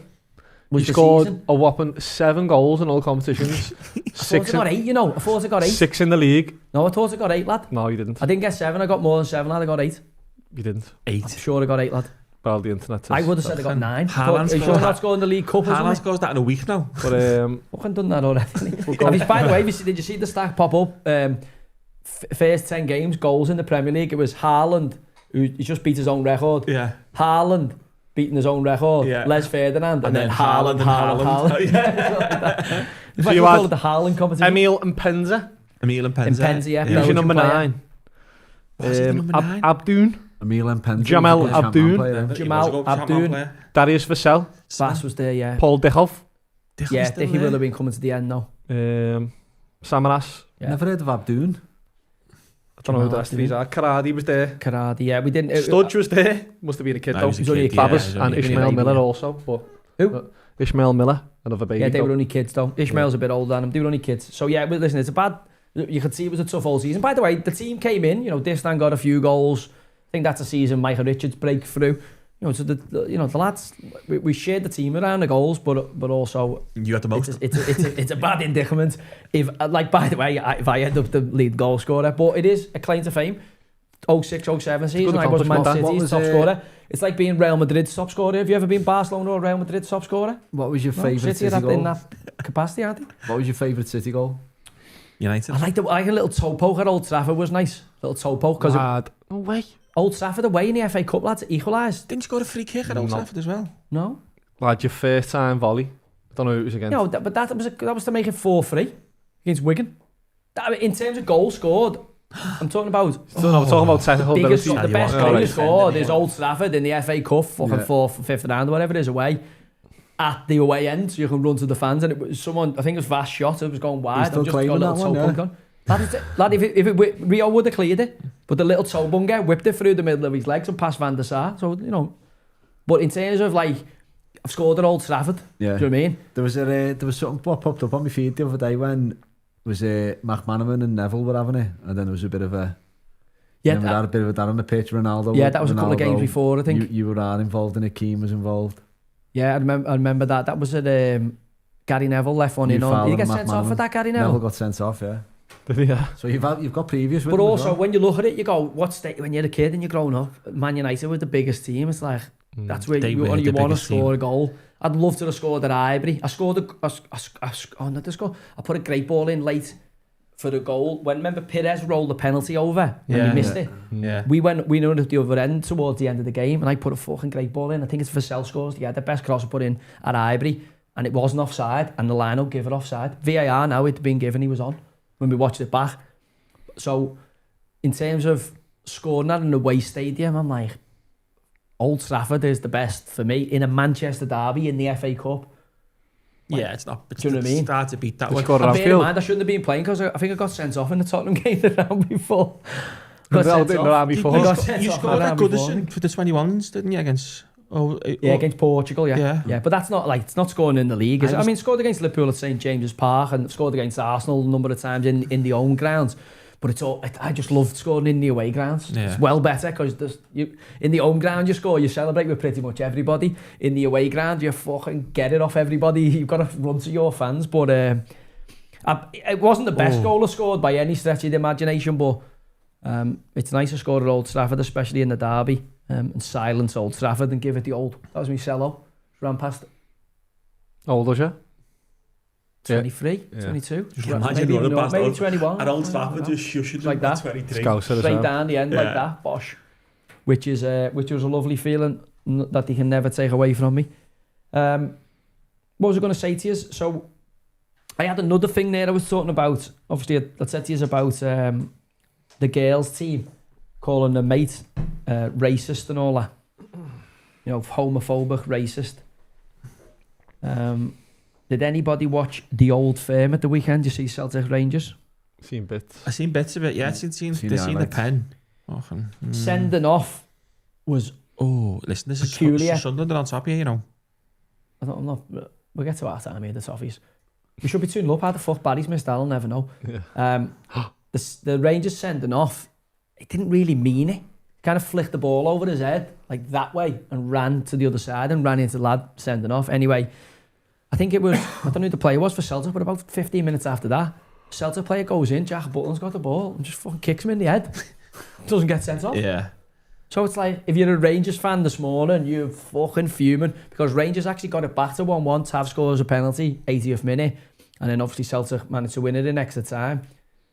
But you've played most of that game with 10 men, and honestly, if you see it back, you're going, if the VAR intervenes, the keeper catches the ball and he makes contact with the head. So if a lad's been sent off for not having control of his body and going into a player's top end of his thigh, Yeah. you know, straight red, then if someone makes contact with his studs with the goalie's head and he doesn't need to, he kind of flicks his foot out late. I'm going, how is that not equally a red card? So the Rangers fans will be fuming this morning, and obviously Celtic have a great chance to win a competition. I thought it was peculiar on the sideline. I don't think Martin O'Neill's managing that team. I think Sean Maloney's the manager. So I think, and judging by the team talk at extra time, and I think because Sean Maloney failed at Wigan, he's obviously a Celtic legend, but he shit the bed at Wigan. Another one who's failed up, as we're seeing Russell Martin linked with going back to Southampton, failing up again. We're seeing Will Still, obviously the Championship manager, Sky Sports, fucking nonsense pottery. Has worked well for him because he's just had his little ginger fucking bullet hole fired out of Southampton. But again, if you win loads of leagues on Chapman, I've got as good a CV as anybody there. Our Josh would have a decent one, but it has got an asterisk next to it because of how many times he turned the computer off without saving it when he got a bad result. But Will Still's a goner, and what was I talking about there? Yeah. Will Still being a goner. Oh, sorry, Celtic. Rangers Celtic. It's. I think Hearts are going to win the league. Maloney failed at Wigan. Martin O'Neill's failed in his last few jobs. I think he had a mad sacky on Martin O'Neill. He's trying to be dead clever. He's like trying to be like a shit version of Brian Clough. He's had to be himself like now. Yeah. I'm like, he's trying dead hard. I'm like, nah. I genuinely think Hearts are going to win the league up there. I think Tony Bloom will go again in January. I think Hearts will win the league. As a neutral, oh shit. It's close, that. As a neutral lad, it'd be great to see, wouldn't it? For the league, it's good. I'm not neutral, am I? Though I would want Rangers to win because I play for Rangers. I would want Rangers to win the league. I'm not neutral anymore. Even though I grew up supporting Celtic, I am now Rangers. Up the teddy bears. I'd like it. But if Hearts win it, I think for Scottish footy, it might bring some investment because someone else might go, well, I'm going to buy a Scottish club and pump a bit of money and sign. You know, so it might be good to break the old firm for Scottish football. Yeah. But I think it's only a matter of time for either of them get the shit together and get back on top. That's what I was just going to ask then. Do you think Hearts have broke into the top two, or it's a case of the top two failing? I think time will tell on that one, won't it? I think Hearts. I think a bit of both. Hearts definitely broke into it, but they've also shit the bed a bit, both It's of like them. the perfect time. So it's like a perfect storm. Rangers and Celtic have not recruited. They won 9 out of 10. Rangers and Celtic have not recruited well, all right?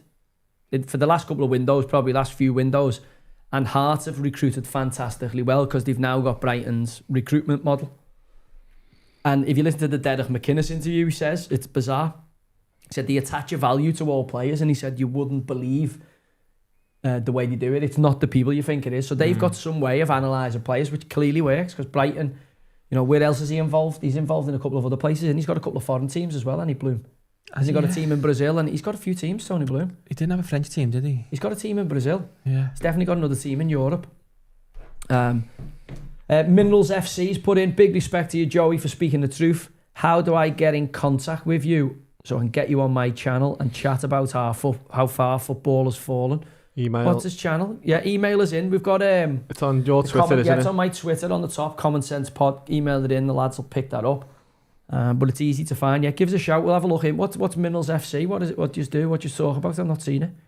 I'm just looking at the minute. It's a Chelsea channel. Is it? Oh. Well, I haven't got Chelsea supporter. Not against it. Not against Chelsea. What I'm looking at, I think he's just talking about the state of English football. We spoke about Hegger from the Christians have spoken about them. Yeah, he's involved with the Royal Union St. League. That is it, yeah. Just played They're them, in the Champions League, aren't they? Yeah, someone's played Inter them. Milan just played them last week. St. Gilloise. St. Gilloise, yeah. And then Melbourne victory. And he's got Melbourne victory as well. So that's a little jolly for him, isn't it? But not be that. It will be about work permits and that. Listen, he's a switched on fella, isn't it? It'll be all about... Belgium will obviously have different rules for players coming in from maybe Africa or South America. Different. And similar with Australia. Different. So it'll be where they stuff. place players and where they place players within teams or managers within teams to help them get better. Yeah. Mr. Charles, Joey, great show, pal. Hypothetical question. If you could have played with one manager, past or present, who would it have been? If you could have played for, I take it. Yeah. One manager, past or present, who would it have been? I think the obvious answer Sir is... Alex. No, not that fucking whiskey-nosed twat. Not him. What do you learn off him? Tactically, all them lads have gone on to be shite managers and coaches. Not one of them's got any better. And it seems like he's a bit of a tyrant. When you listen to Roy Keane talk about how it ended and Steve Bruce and Brian Robson, Fergie was for Fergie. I think there's a myth about Fergie because of how much he won. But in terms of developing you as a player, Jurgen Klopp, Pep Guardiola, for me, I'd be way up my fucking list of managers to work for before Sir Alex of Ferguson. I'm just thinking work with in terms of you would have won a shitload of stuff. No, but you're looking at who would have made you a better player, aren't you? You think Pep. Pep's the obvious one, but then isn't Pep, for me as a midfielder, you think, yeah. Either sold you. Because, well, it's not just that. It's the... Well, don't forget, me and Pep are mates, mate. We fucking shared the dressing room together. Big Pep. That is true. Many people don't know about that. People forget that, me and Pep are tight. But also, because the way he played the position, because he played the position he did, I think and the way that team plays in position for somebody who didn't have electric pace like myself, people playing from position would have been a lot easier for me than, you know, Stuart Pearce's fucking gang of mercenaries who just charge around, Kiki Masampa and fucking Georgie Boy Samaros and all that, just fucking running around like a couple of fucking horses let out of a fucking stable. Whereas I think Klopp, because of the way Klopp plays, the high intensity football, don't forget I was a real physical athlete in terms of like endurance, so the way he expects the midfield to press and, you know, use their energy during the game, I think would have fucking suited me. You'd have done that like Henderson role for me. Mourinho I'd have liked as well. I've had a few interactions with Jose and he always laughs and says to me, I've got crazy in my profile like you, I think we would have worked well together. I just wasn't good enough to get in his fucking teams he had. Now I could probably get in his teams because he's fucking shit now, his teams are shit now, but at that time he was managing the best of the best. But I've always got on with Mourinho well there. Big Sam, I think's a fucking big stupid donut. Big gravy drinking donut. Someone keeps putting Big Sam here. Fucking donuts. He probably ruined my career, Sam, when I think about it. He did. Because they changed the inner... When I went to Newcastle, they got this specialist fella who fixes your feet because I had a leg length discrepancy. They changed all the inner soles in my shoes. I hadn't been injured at City. Changed all my inner soles in my shoes. First game in them, broke my foot. I've been the same since. Carlisle away, pre-season friendly. I was at that game. And that was Sam's. Oh no, it'll make you better. And I went, well, he's done all right at Bolton. Someone listened to him. By the way, that's the last time I listened to him, clearly. And that's the last time I will ever listen to him. because his advice led me to break my foot and then set off a chain of injuries, which cost me probably my first proper season at Newcastle. I never was the player I could have been in the first year. Is there no kind of threat of action you could pursue with that? Well, no, because you're employed by the club and they're saying this is fucking. Well, probably now you could. Yeah, now. Well, if someone in the fucking modern says day. something you don't like, you can fucking sue them now. Someone's put up there about mentioning Conte. That would have been a bit of a clash on that, wouldn't it? Conte? Yeah. Oh, fucking hell, yeah, Conte would have been hard work, wouldn't he? Yeah. No, I think I'd have been hard to build him pretty quick there. Yeah. But you never know. You never know. I mean, Right, I'm getting a sometimes it can Them drop two, in for you. Yeah, them two could. I don't know whether clash, you see, sometimes it can it could work. work Like, well. people were thinking me and Dice was going to be a problem, and I'm being brilliant. Yeah. There's managers me and Pardew, I went in the first day and said to Pards, I don't like you. This is what I've heard about you. Yeah. And I don't like you. I don't think you should be our manager. And he said, well, this is what I've heard about you. So I went, fair enough. And we both give it to each other over the desk first morning. Yeah. So I was like, I'm out of here. I'm not playing for this fella. I don't think I like him. Based on, and I don't want to say what he said because I like Pards now, but there's a few rumours I heard with him like, nah, you can't be doing that. So I went in and had it with him over the desk first day. He gave me a bit of it, what he'd heard about me and things I'd heard. Shook hands and went, right, sound, long as we're down the line with each other. And up until the day I left, we were fucking sound. I played well for Pards. Probably played some of my best footy under Pards. Sound content. Give me his gloves on Christmas Day. Was you cold? Oh, you Freezing. came into Was what only a you're young saying, kid. yeah. Christmas Day, me and my dad. Yeah, Didn't you call him chocolate? Pards is all right. I like Pards. He's all right. He's the one who surprised me. I think Alan Pardew's the one who surprised me more than anyone. Yeah. Because I was expecting definitely not to like him. Yeah. And I ended up really liking him. Like I still to this day really like him, even though he done that fucking mad dance when Palace scored. Yeah. I've forgiven him for it. But I really grew to like him, and I thought he was a fucking good manager. Like I'm surprised he's not in the game now. He was a good manager. I don't know whether you've seen this. There was a man standing with a Quran in his hand in Leeds at the weekend. On top of a police thing as it was on fire.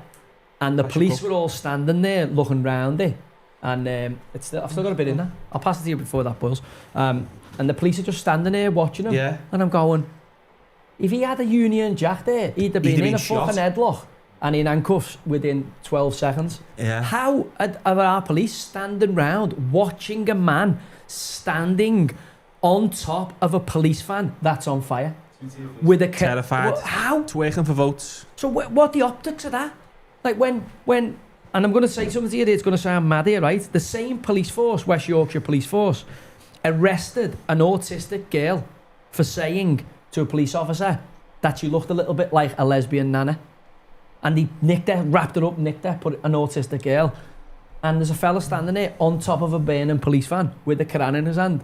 And they won't touch him because the old floor butters are fucking in case they mobilise. Yeah, that's exactly what it is. We're going to have on Thursday night, there's going to be, by the time we get in here Friday, I guarantee you Thursday night in Birmingham, there's going to be fucking absolute carnage. Just seen they've hired 700 police officers or something. That's not going to be enough.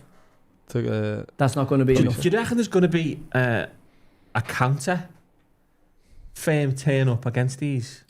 Yeah, because these are saying, right? All the clubs. Maccabi Tel Aviv, as they're saying, are the club associated with the Israeli Defence Force.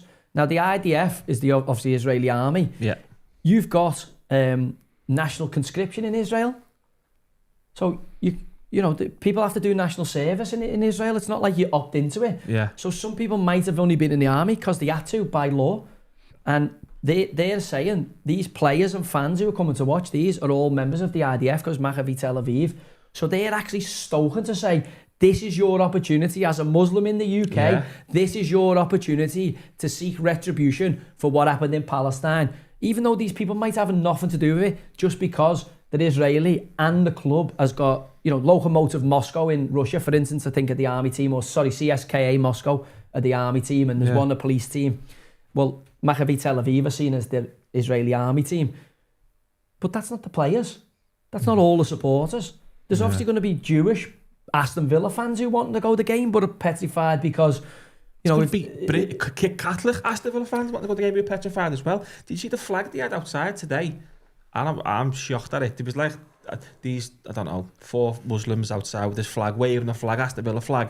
On the bottom right section, it was I think it was a flag of St. George. On the bottom right section, it was a picture of Martin Luther King saying, by any means necessary. Yeah, all the Villa fans out have come out and condemned them, haven't they? Saying they're not real fans. So this flag saying, listen, by any means necessary. This isn't inciting violence. What is? Yeah.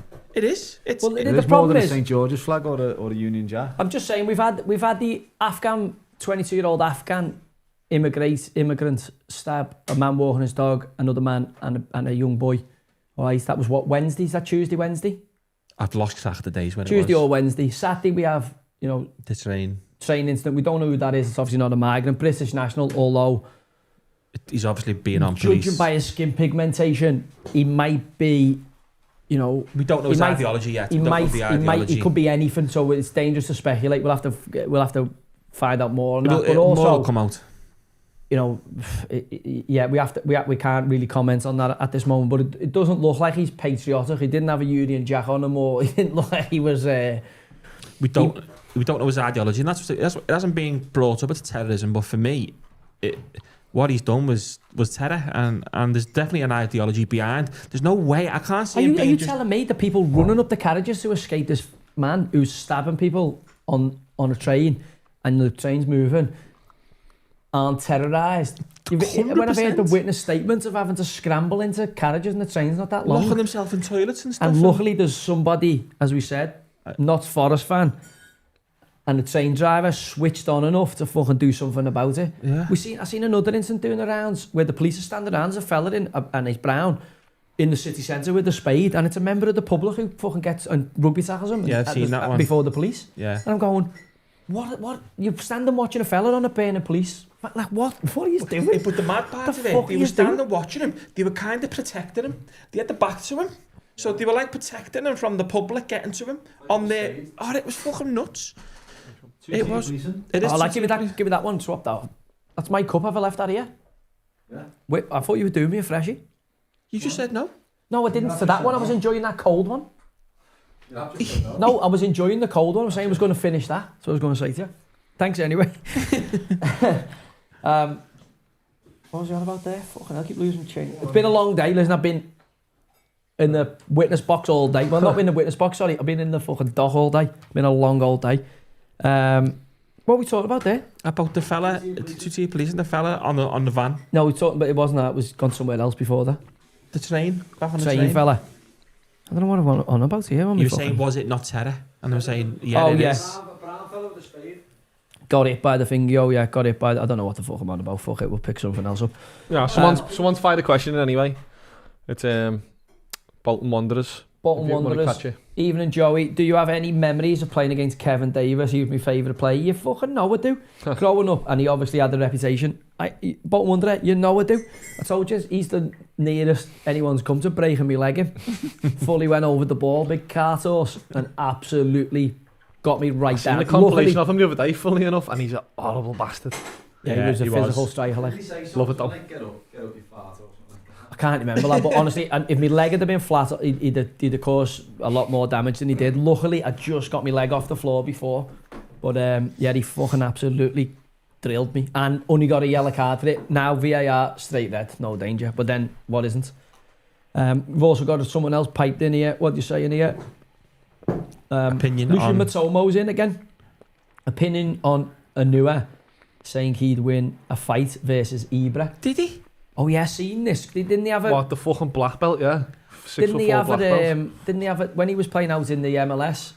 Ibra was out there, it went off. And Ibra came in the dressing room or something, he said after the game. Said, if you calm down now or something to him, and he just went off again. I lost my head. I lost my head. We used to call him the chief, didn't we, for Nua? Like, he's thick set, obviously the Nigerian boy, like strong, powerful boy, but he'd be only 5'10". 5'10", 5'11", tops. And he was 6'4", black and belt. also, I'll level with you. I think if he got hit, Nathan, I think his pain threshold. You know what I mean? I mean, I'm not sure I'm not sure that's a wise one for him. That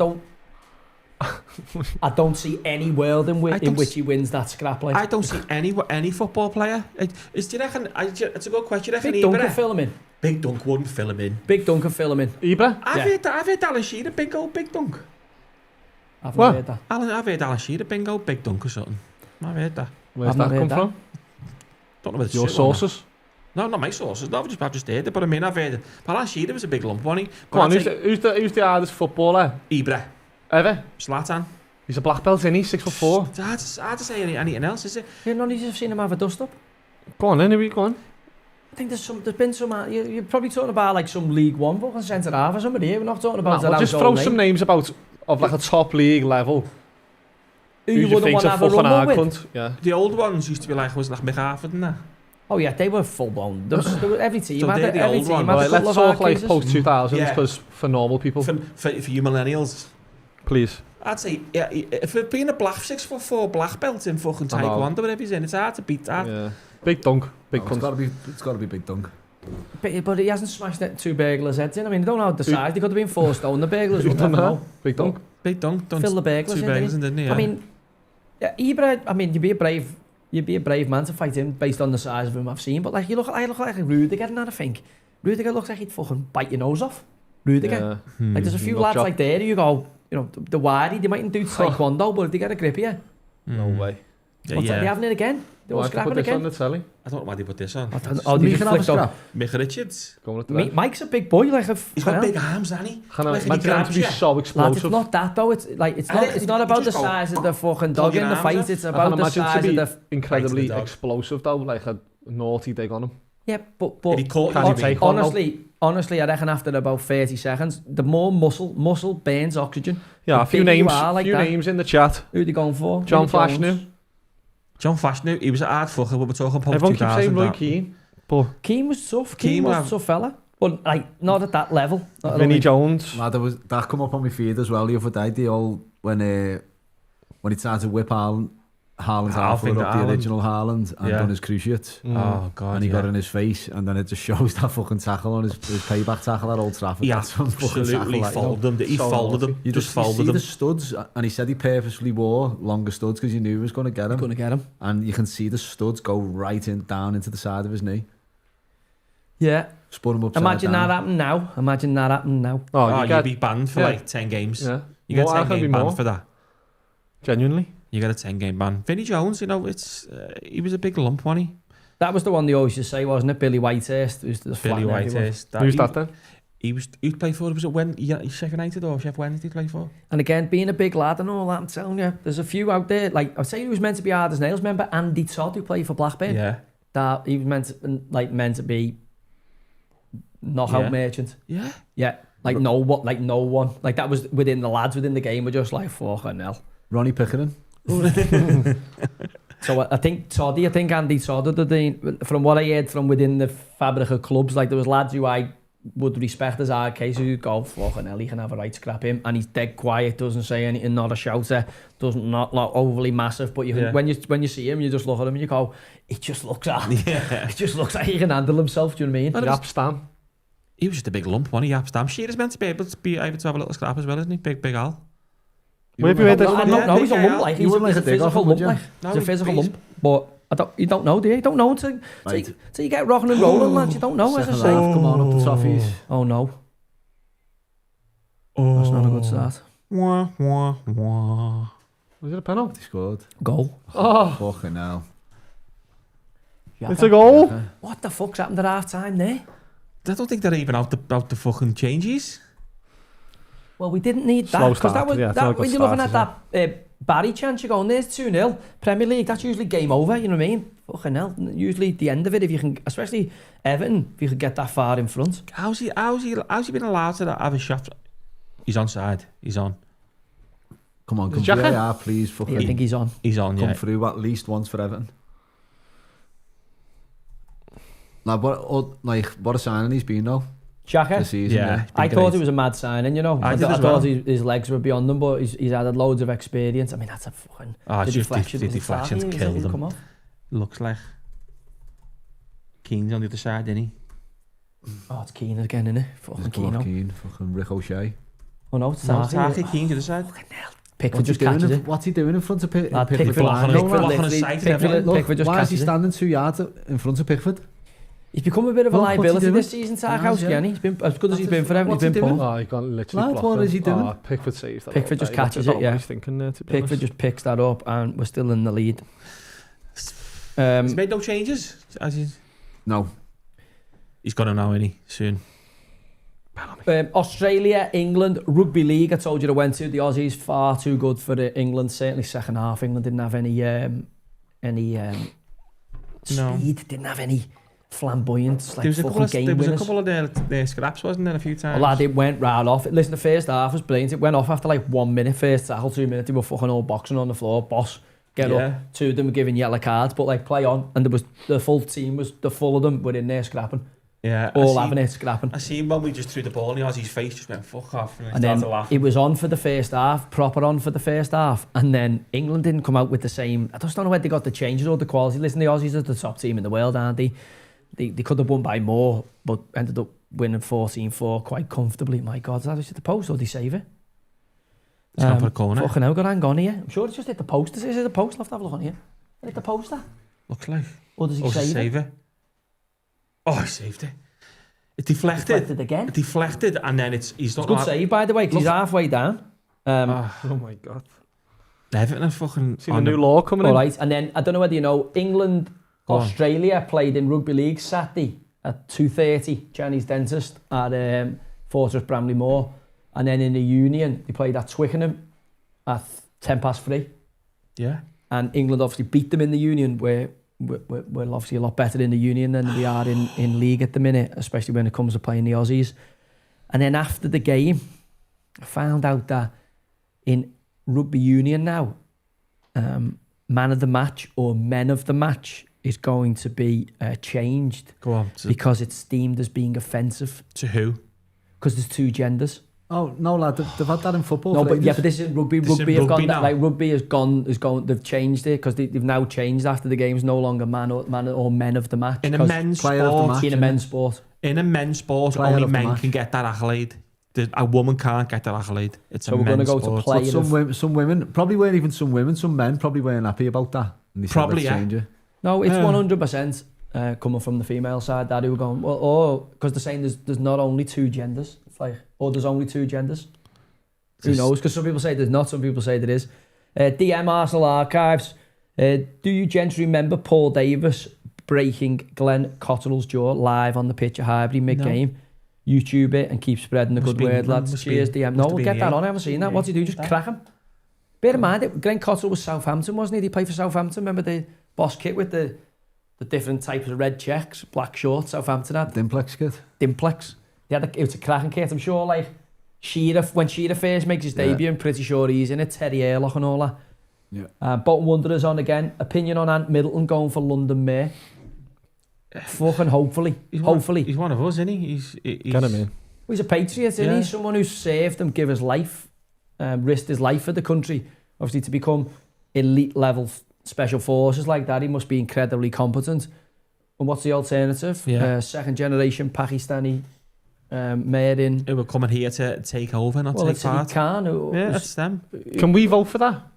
No, just only people. What I'm saying, Sadiq Khan or Ant Middleton. If your life depended on it, who would you want? Who would you want in the trenches with you? I'd want there's nothing you can say to me I would go for Sadiq Khan. I'd rather have no one than I think Sadiq Khan. Sorry, I might do if you said to me, someone's got to make a curry. I Someone's knew got to bang a curry out. You got to say that. But even Ant Middleton's probably even more capable of that because there's SAS training. Purely the sass. Probably a better chef, full stop. Never mind. Purely teach you how to do a decent Ruby. But like literally, that's the only thing maybe I'd choose. No, I think Sadiq Khan would hinder your chances at anything if he was next to you. Well, you're looking at it going.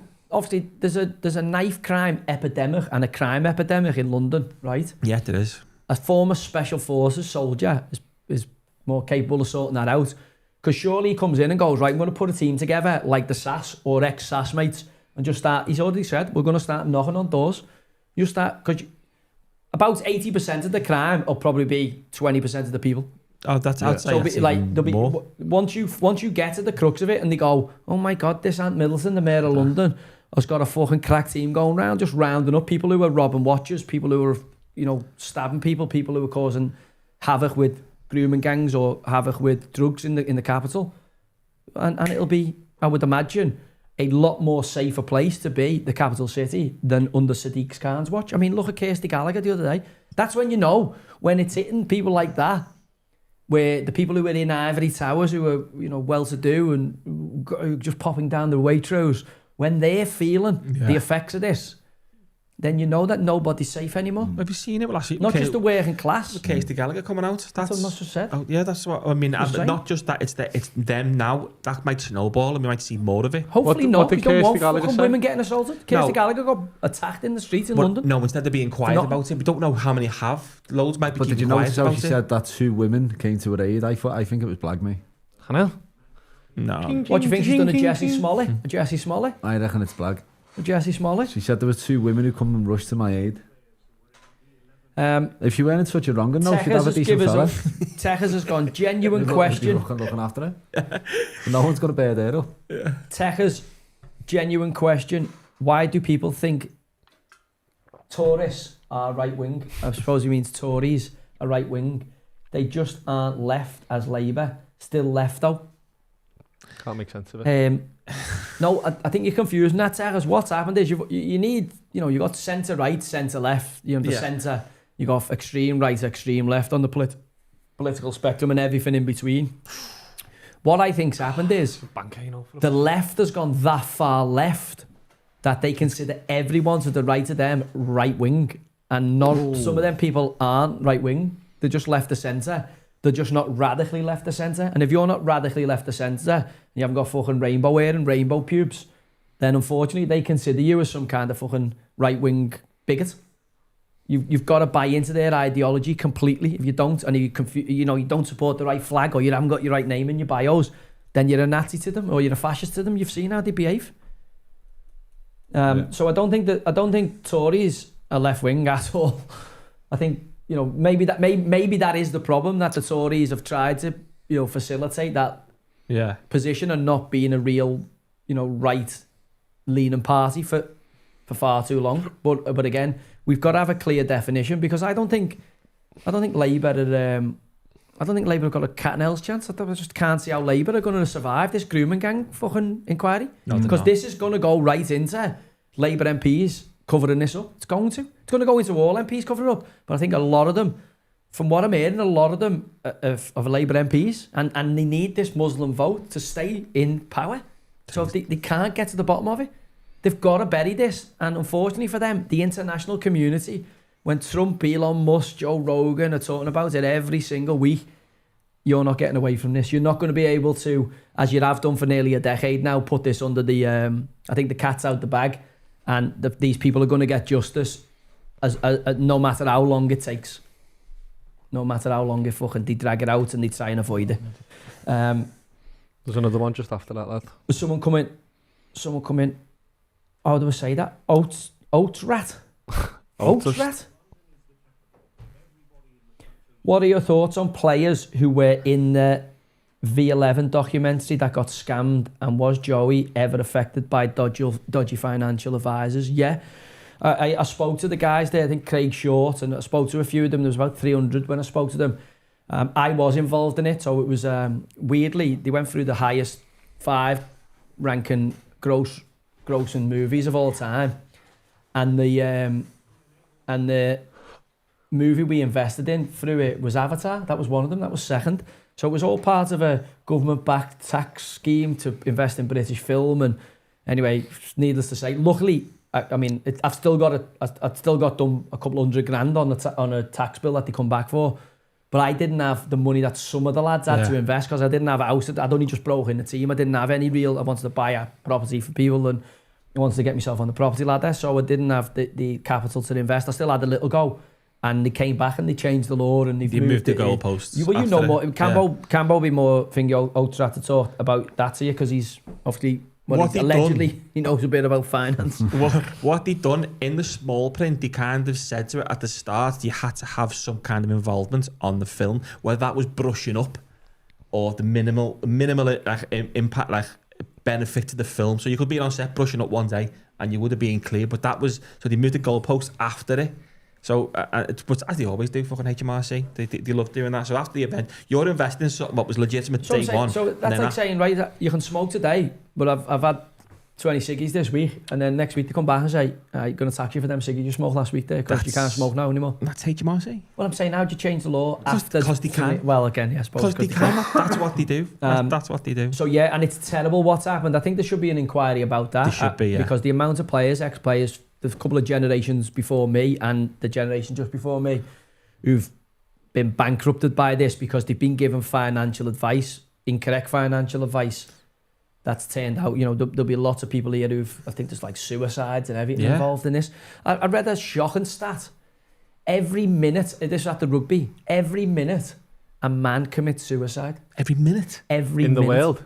Yeah, in the world. On the UK? Yeah. Every minute. Every minute? How many minutes are in a fucking... Isn't it? I can't be your minutes. Every minute, mate. That's what they said at the rugby league, because they were doing the men's mental health thing there. Yeah. And again, even more so now. Like 1,200 people, 1,300 people a day. Did you not see? How many must have done themselves? The WSL had full finger Saturday and Sunday morning. So it had the full, you flew all the channel. No, you got all the games. Yeah. Honestly, I love when they put it on. I love when they put it on, because this is like 11 o'clock or whatever. So I'm flicking through the games. Liverpool playing Tottenham at Leighton Orient Stadium. 2 men and a dog in there. Right? No one in there. Someone else playing at Aston Villa playing Everton at Villa Park. I reckon there was 2,000 people in there, so Villa Park looks like you've just lost money opening that. But all the other stadiums, I'm going, this is what I said to you, women aren't supporting this game. You'll see here with Mary Earps's book sales, women aren't supporting it because they'd rather go out and buy a foundation or a fucking eyeliner than read Mary Earps's book, because they don't really care. They don't really care. And if they decided to support the women's team, that's what's going to improve the game overall. I mean, I read there's been another big argument again this week over the women's pay, and some are saying like, it's massively, women need to be paid more for what they do in the game, and I'm like, so I don't, the little bit of digging I've done on it, women got 80% of the as a league, as a proportion, women got 80% of the revenue as wages. The men got 62% of the revenue as wages. So if you're saying women are disproportionately earned, aren't men? They're not the more. So women earn far more. Proportionate to the income, yeah. So it's like, well, you can. The argument dies there straight away. There you go, yeah. So but then as soon as Jay Ragson's made a good point here. He says, as London is the capital, surely everybody in the country should have a vote. I agree. It's a good point, yeah. I mean, there'd be a lot of Londoners who disagree with it. People in the chat will say most people who live in London now aren't even English. Yeah. Fucking hell, you're right there, yeah. Yeah. Is that... I'm getting tweeted here from Danny Tiato. He's tweeted me twice. Tweeted? He's on the chat twice here, Tiato. Did he used to play with him? If that's really Tiato, I haven't got his number to even check. I'll get it. Tiato, if that's you, how do I know if that's you? He was a mad cunt, by the way. Have you ever seen him throw a towel in? Little Aussie, remember him, the left wing back? Yeah. Lad, he was a good kid. You put a message in before saying you haven't changed, oddball. Is that what he put? It must be him then, yeah? That must be Tiato. Sure, he's only paying £1.99 now. Lad, he's a mince, that'll definitely be him. That will 100% be him. I'll have to try and get your number if that's him. Or do us a favour, we've got a contact on Twitter. Emails your number and I'll get in touch with you, Dan. I'll get in touch with you. It'd be good to catch up, mate. He was fucking... If it is him, what was he like him? Could just be a wine. If it is, no problem. What was he like, Joe? Tiato, lad, absolute loon ball. Was like the quietest, nicest man, and then the red mist that he sent like someone to do something. And because he was like small, he moved really well. He was quick once he got going, but he was like a little bit bow-legged. And he'd take off into tackles. Have you not seen some of the tackles, mate, lad? He was. When his head would go, he used to have like a little soul thing, like baldy headed Aussie guy, like a little bit of a like cool surfer kind of dude. But then he'd be the nice man ever. His head would go in the game, and he'd just fucking clear people out. But he could fucking tackle for sure. But good guy as well, funny guy. Techers is back on again. Who enabled the dinghies, lad? Taurus. It's Tories, I think, lad. Put a Y in there. Oh, ES, isn't it? IES it is. Yeah, he's missing the S. Yeah, who enabled the dinghies, lad? Tories, that's not conservative by the very definition. They're all at it. Like Labour, Tory, as someone pointed out earlier on, you've heard the quote before, two cheeks of the same ass. All they're bothered about at this moment in time is enriching themselves and the cronies or getting themselves opportunities to speak at conferences or work for big corporations when they hang the MP cloak up. This is all this is about now. These people are self-serving. You know, you look in America, you've got Mitch McConnell in his 90s. You've got the lady Dianne Finkelstein who was in her 90s when she died. These people get into power and then you can't get rid of them in America. They will not give up power. And it's the same here. We get, because they get moved into the House of Lords. Get moved into this. Or they get made a Knight of the Realm. Like, how Sadiq Khan? Sir Sadiq Khan. With the knife crime epidemic in London, and it looks like 9,000, they're saying, the Met Police are investigating 9,000, you know, grooming gang potential victims. Yeah. How is anybody being rewarded for that? How are you saying, Joe, let's make you a Knight of the Realm? It's bizarre. What did Trump say? You know what? I don't like the guy. He's a piece of work. Did he? Yeah. He's a really nasty piece of work. Who did? Trump? But you've got the thing coming in America as well, haven't you, with this man? Do you reckon this Zoran Mamdani's going to get in America, who's, again, you know, do you reckon Trump keeps calling him a communist? He says we're going to have a communist mayor of New York. New York, yeah. Oh, yeah. And that's it. Let's be honest, that's Trump City. I know he's in Florida now, Mar-a-Lago. New York's Trump, innit? Trump Towers, all the stuff. Yeah. So, are you telling me Trump is... Giuliani was his fucking mate, and like he was the mayor, and like... Trump is... I didn't think he was going to go this way. Anybody who's gone for Trump back in the day and put Trump through it, you're fucked. But I'm telling you, he's going to fucking string these up. These are getting strung up, watch. But there's going to be no mercy here. Don't forget how old he is. What's on ball? Don't forget how old he is, Trump. Like, he's like, I'm not going to be around forever. No. And the people who try to do this, they're going to fucking pay. And if someone done that to you, because bear in mind, they've tried to kill him. All right, listen, they didn't. But they tried to kill him. They tried to kill him in the courts. They tried to kill him in his financial things by shoulder fist. They've tried to do everything to ruin him. And ultimately, when they couldn't and he kept getting through, they then tried to shoot him. Not once, by the way. Well, so what would you do if someone tried to do that to you and you know who it is and you know and you've got the FBI on your side, you've got the American war machine on your side? Why wouldn't you fucking go after people who try to kill you, like physically or metaphorically? Do you think it's because, how old's Trump now? Must be in his 80s. He's in his 80s. So he's in his 80s. And, you know, there was that picture of him this week. He looks like he's got this catheter bag down on his leg. So it's like a silhouette through his That'll pants. just be energy because he doesn't sleep. The vampire, that might be blood, he doesn't sleep. We don't know, is he in a picture of health at the minute? We don't know, but is he saying, has he got like an endless where he's going through and going? He's definitely in better health than fucking Joe Biden was when he was president. No, because he couldn't even walk off the stage. Has he got a list here going, right, I'm after him, before I go, I either leave this earth or I leave power, I'm after him, right. him. Just have a little think here about what you know about Donald Trump. How many times does he pull up something about what someone said, or something like Rosie O'Donnell or Sadiq Khan, he goes, fucking said this about me or said that. So the people who've actually tried to get him killed, what do you think he's going to do to them? Yeah. Donald Trump is going to do everything he can to bring down his enemies who've tried to bring him down. And if they hadn't tried to kill him and they hadn't tried to put him through the core thing, you go, fucking hell, he's been a bit out of turn here. Because they have, you go, all's fair in love and war. Because if they'd have been successful, he'd either be dead or in jail. Yeah. The reason he's not is because he's made it through and the support he got.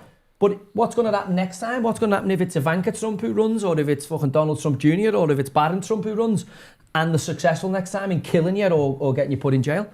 So why take the chance? If you know they're capable of that before, why let you take the chance that they're going to do that to your kids? I won't be doing it. So I actually hope he rounds them all up and it's like a purge in America, because he did say when he first got in, I'm going to drain the swamp. I don't think he done that in his first term. But this time, I'm pretty sure he's going to drain at least some... Like, I think Barack Obama is in big trouble. He hates Hillary Clinton, Crooked Hillary. Crooked Hillary's in big trouble. And if he can get a RICO case on them, them racketeering cases carry a hell of a lot difference. Don't forget, they say, don't they? And it feels like this in this country. Show me the man and I'll show you the crime. Yeah. So don't forget, he didn't get Al Capone on anything. They got him on tax evasion. So if this Ilhan Omar, if they can prove she's married a brother to get him a green card, she's getting deported or maybe jailed because that's fraudulent. So if you haven't been doing anything wrong, you're fine. But you know as well as I do, to get into big business like that, you telling me Hillary Clinton and all that haven't... You've seen Kevin Spacey's House of Cards. No one's got that high up without doing something. So you've seen the House of Cards, haven't you, Kevin Spacey? And it's based on, obviously, it's fiction. You know what I mean? It's, Yeah. But also, you look at it and you go... It's based on fact-ish, it's not fiction. Well, not fact, yeah. Fact-ish is not fiction, it's like fiction, but it's fact-ish. Yeah, but it's like, you know, it must be stories that people have heard that's gone on. And you only have to look at... Fact-ish, yeah. Did anybody ever find out what happened to the Obama chef that time? No? What do you mean? Don't you remember the Obama chef fucking drowned? We're missing in the lake, yeah. Missing in the lake. Oh, I didn't know that, yeah. Oh, lad, there's loads. Hillary Clinton's got about 30 people in there who's fucking gone missing or suicided. You've got the John Podesta laptop. All the 9 police officers who viewed it have died, suicide, who've seen what was on it. Do you know what I mean? This is this Podesta who was caught with all the fluorescent paint on and was part of, you know, fucking getting after it with underage people, like fucking pedo. You know, it's fucking weird. It's a weird world we live in where you're kind of rooting for good people to win. Now, I don't think Donald Trump is a bad person, right? I don't think he's a good person either, by the way. I think he's a ruthless businessman. I think he's a bit batshit crazy as well. And he's got his beliefs, but I don't think he's an evil person that they're making him out to be. I don't think he's Hitler reincarnated that they're trying to make him out to be. I think he's a narcissist. I think he's an egomaniac. But if you're Donald Trump and you're fucking flying private jets and owning casinos, sure, you're going to have a bit of a big ego. The issue you've got is people are making him out to be this like satanic figure for trying to get illegal immigrants out of his country. What's wrong with that? For trying to clean up politics. What's wrong with that? Like, Toads, yeah. To try to protect Christians from a kind of Islamic culling of them or Islamic invasion of Christian Western cultures. What's wrong with that? He's speaking out for the rest of the world to say, what the fucking hell are your governments doing here? He's been more patriotic as a British person than our fucking Prime Minister. And half time is the big fucking wet wipe though, isn't he? So I'm going, like, you have to root for somebody who you believe will make things better. I think since he's got in power, he has made the world a better place. He's stopped the war in the Middle East. How long for, we don't know. He's trying to get fucking Russia back to the negotiating table to fucking stop the war in Ukraine. I don't get how people are making out. And if you noticed and you were on social media at the weekend, something lovely happened. Like, social media, Twitter, can be a toxic place, but there is also some good stuff in there. Saturday, there's a guy called Scott Adams on Twitter. He's got about 1 million followers. Basically, he's got metastasized, is it? When you get cancer. Oh, yeah. So he's got prostate cancer and it's metastasized, so it's really bad, right? Now, there's an experimental drug that the FDA have got in a trial period that hasn't been signed off. So he needs that to have a chance, Scott Adams. And he's put on Twitter, can anyone help him? Anyway, that's been seen by Donald Trump Jr. and Robert Kennedy Jr., who were one's in Trump's lad and one's in Trump's administration. And they've tweeted them back, both of them at different like, people have tweeted them to make them aware of it. It's echoed around social media. They've picked up on it, and then they've tweeted them back saying, look, we've spoke to President Trump, he's going to do everything he can. There's the thing, you all got in contacts. So, you know, there's also stories then coming out, people saying he's flown people in on his own private plane to get life-changing treatment and all that. That's not what Adolf Hitler would do or the devil would do. So I'm not saying he's perfect, but also there is some good qualities to him.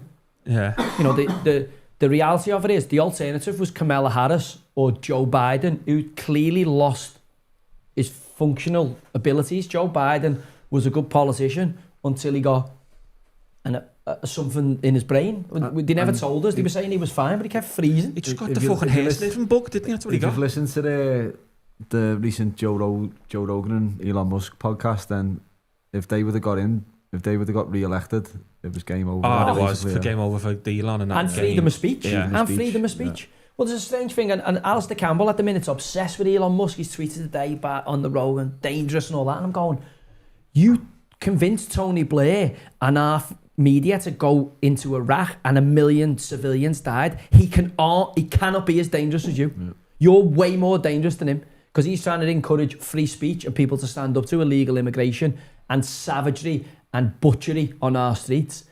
You actually invaded or set the premise for a foreign country to be invaded and millions of civilians dying. Never mind ruining the country, and lots of them are here now causing carnage. But How dare you say that? You and Rory Stewart, you're so wrong. It's fucking incredible. Especially, what you should be saying is, where's Dr. David Kelly? What happened to Dr. David Kelly? Where's he? Al, what happened with him? What's gone down there? No. The weapons of mass destruction fella who conveniently disappeared because he didn't tell you to his weapons of mass destruction there. And then our biggest organisation is giving him a platform to spout his fucking nonsense. Yeah. But again, isn't it Lineker's podcast? you know, people keep going on to me, your cousin, Anthony Walker, your cousin killed Anthony Walker 20 years ago. Yeah, did, to me. Well, what about the million Iraqi civilians that have died for Alistair Campbell? No mention of it, still always on the telly, still got a podcast. Yeah. Never gets brought up, does it? You don't see anyone question him on it. Fucking incredible scenes, like, people are getting away with, literally getting away with. It's going to be a pen, this, Keno hasn't given a pen away again, has he? again. Fucking hell. Look, Why does he? What's You've got to fucking... Don't even know what he's doing. His arm, he may as well, He's done it. his I arm's don't there, know, it's a pen. lad, how many times he's done that for Everton. Yeah, it's a pen. Oh, he's not giving. I don't know, he's not give that. He's not giving. How? Is he too close to him? I don't know. His hand's there. That's insane. He's kind of moved like that. Yeah. He's a lucky boy there. He's a lucky boy there. I've never seen Lad, that. it needs to give us a decision, the OVA. I'm shocked we haven't got that. He needs to stop blocking crosses with his hands, lad. He does it all the time. That's a pen. Yeah, that I don't see how that's not a pen, like. Especially But, the modern day. I don't know whether you see. His hands, he moved his hand outside his body and it stopped the ball cross getting into the box. I don't see how that's not a... Now, VAR's looked at it and gone, that's not a pen. Again, I'm not going to argue because... We need a bit of luck. We need a little bit of luck. So we've missed a super chat there. Have I got one here? Do you want me to read it out? I'm not sliding down Do you want me to read it out? Go on, lad, yeah, you can do it. It's from Joy Division. Oh, right, yeah, I've got it. What about Joy Division's put, Joey, what's your thoughts on Birmingham City and the new owners? Apparently they spent £1 million on electricity to power an AI model.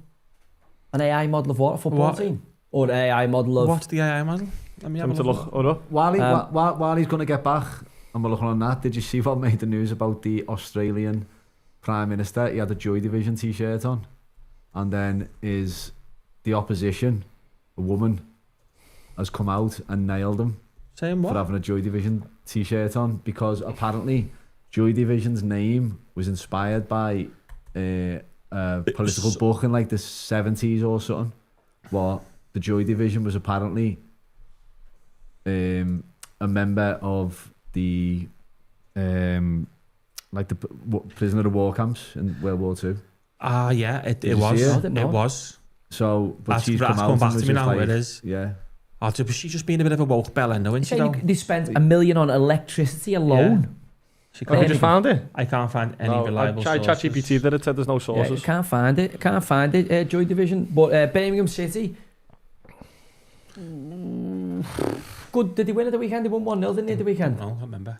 Sure they won 1-0. Thought they won at the weekend. Winning, so there was loads. They were playing in the league, though. I'm pretty sure they won at the weekend. I don't know, it's a strange one, isn't it? Because you've got Tom Brady involved in it, obviously American owners. I'm kind of watching this space. I felt they spent that much money in League One, they had to win the division. They haven't had an unbelievable start in the Championship, but also they haven't had a terrible start. I think they could become a Premier League club. It's certainly Birmingham has the capacity for it. That's if it doesn't burn down on Thursday night. If Birmingham isn't burned to the ground on Thursday night with the Civil War starting. I think they've got loads of work to do. The stadium definitely needs redevelopment. I mean, the AI model, I wouldn't say... Is it to do with the recruitment, the AI model? But I wouldn't say... How do you run an AI model of a football club? Well, it's in the news yesterday. My mate's team over in America, his boss, has just done it. And I get the logistics, I get the thought process behind it. But the Seattle women's team in America... If they're in green with the blue thing on the end, does that mean the members? Yeah. All right, so Chris Gutteridge, who's a member of ours, asked the question, what was Sun Ji like? He was all right, son. He was obviously mad cat in terms of he didn't... Culturally, they're just so different, aren't they? Yeah. And he was obviously Chinese captain. But he was a good guy. Like the Kitman chap used to have him up the wall because he used to be asking him to teach him Chinese swear words, and he'd teach us Chinese words, but he wouldn't teach us swear words. But every now and again, Chappie would get the odd swear word out of him and then tell us, so we'd be using it. He'd be like, I'm not telling you anymore. Tough. He was tough, son. Like tough But I don't know. They're just not this. It's going to sound mad saying this. They have a completely different way. Like the culture is completely different to ours. Even the way he moves and But he was a good competitor in terms of like he could play loads of positions along the back. He could even do he played centre mid with me once. He wasn't great in there, but he come in as a bit of a stopgap and charged around. Strong fucking game. Like love the scrap. Could lose his head dead quick. Also, between him and Jamie Mackey, probably the smallest knobs I've ever seen in football. Mackey clips his pubes down so you can't see his. But Sunji eyes, because the Chinese didn't have the razors. They didn't have the Mac Freeze or whatever at the time. Didn't have the male, what's it called? The nutsack groomers that you do the rounds with. Might get a sponsor off it. What's the name? Fucking Manscaped. Manscaped, because Manscaped hadn't hit China at that time. And he just had a big mad president. He had a big George W. Big black George W. And you could just see his little nutsack hanging out the bottom.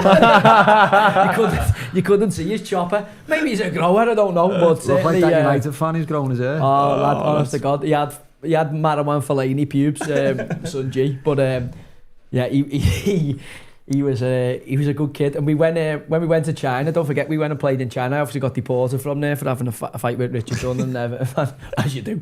And we played, if you remember, Everton, Man City and Everton played when we got back from there. But we were on the tour, Everton were on the tour. We didn't play Everton on the tour, Bolton and all that, because Lee Tai was at Everton and Son was at Man City. And that season when we played them at Goodison, it was the record Premier League crowd when we played viewer, because we got like 700 million viewers or something, because all the Chinese, because Lee Tai, Sun Jai, the first time they went against each other.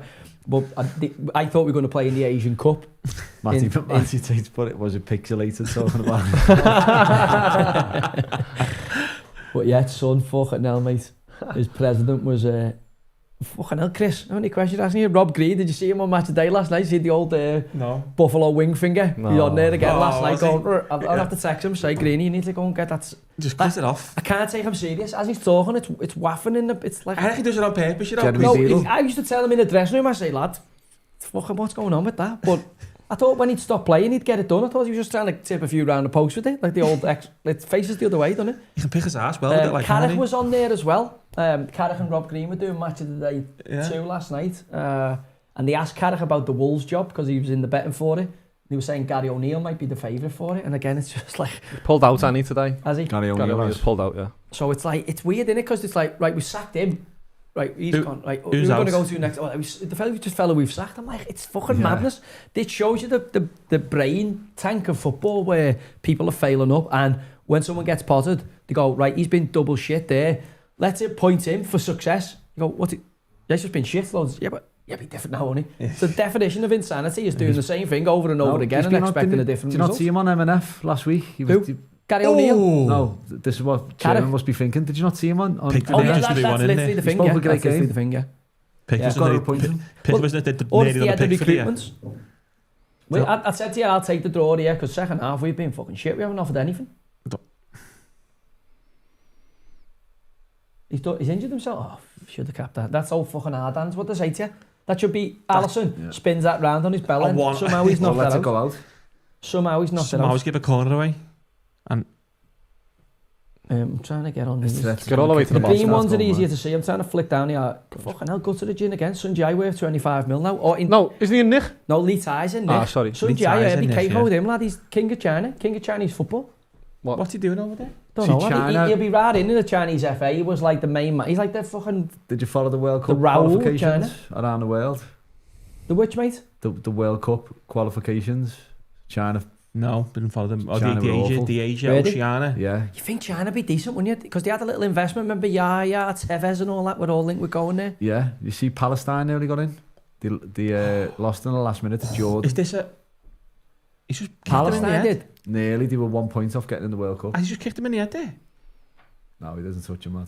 Doesn't he? No, I didn't even see that. I'll tell you what I have got for you is a fucking a cracking bit of... topic as we get into the last 10 minutes of the game.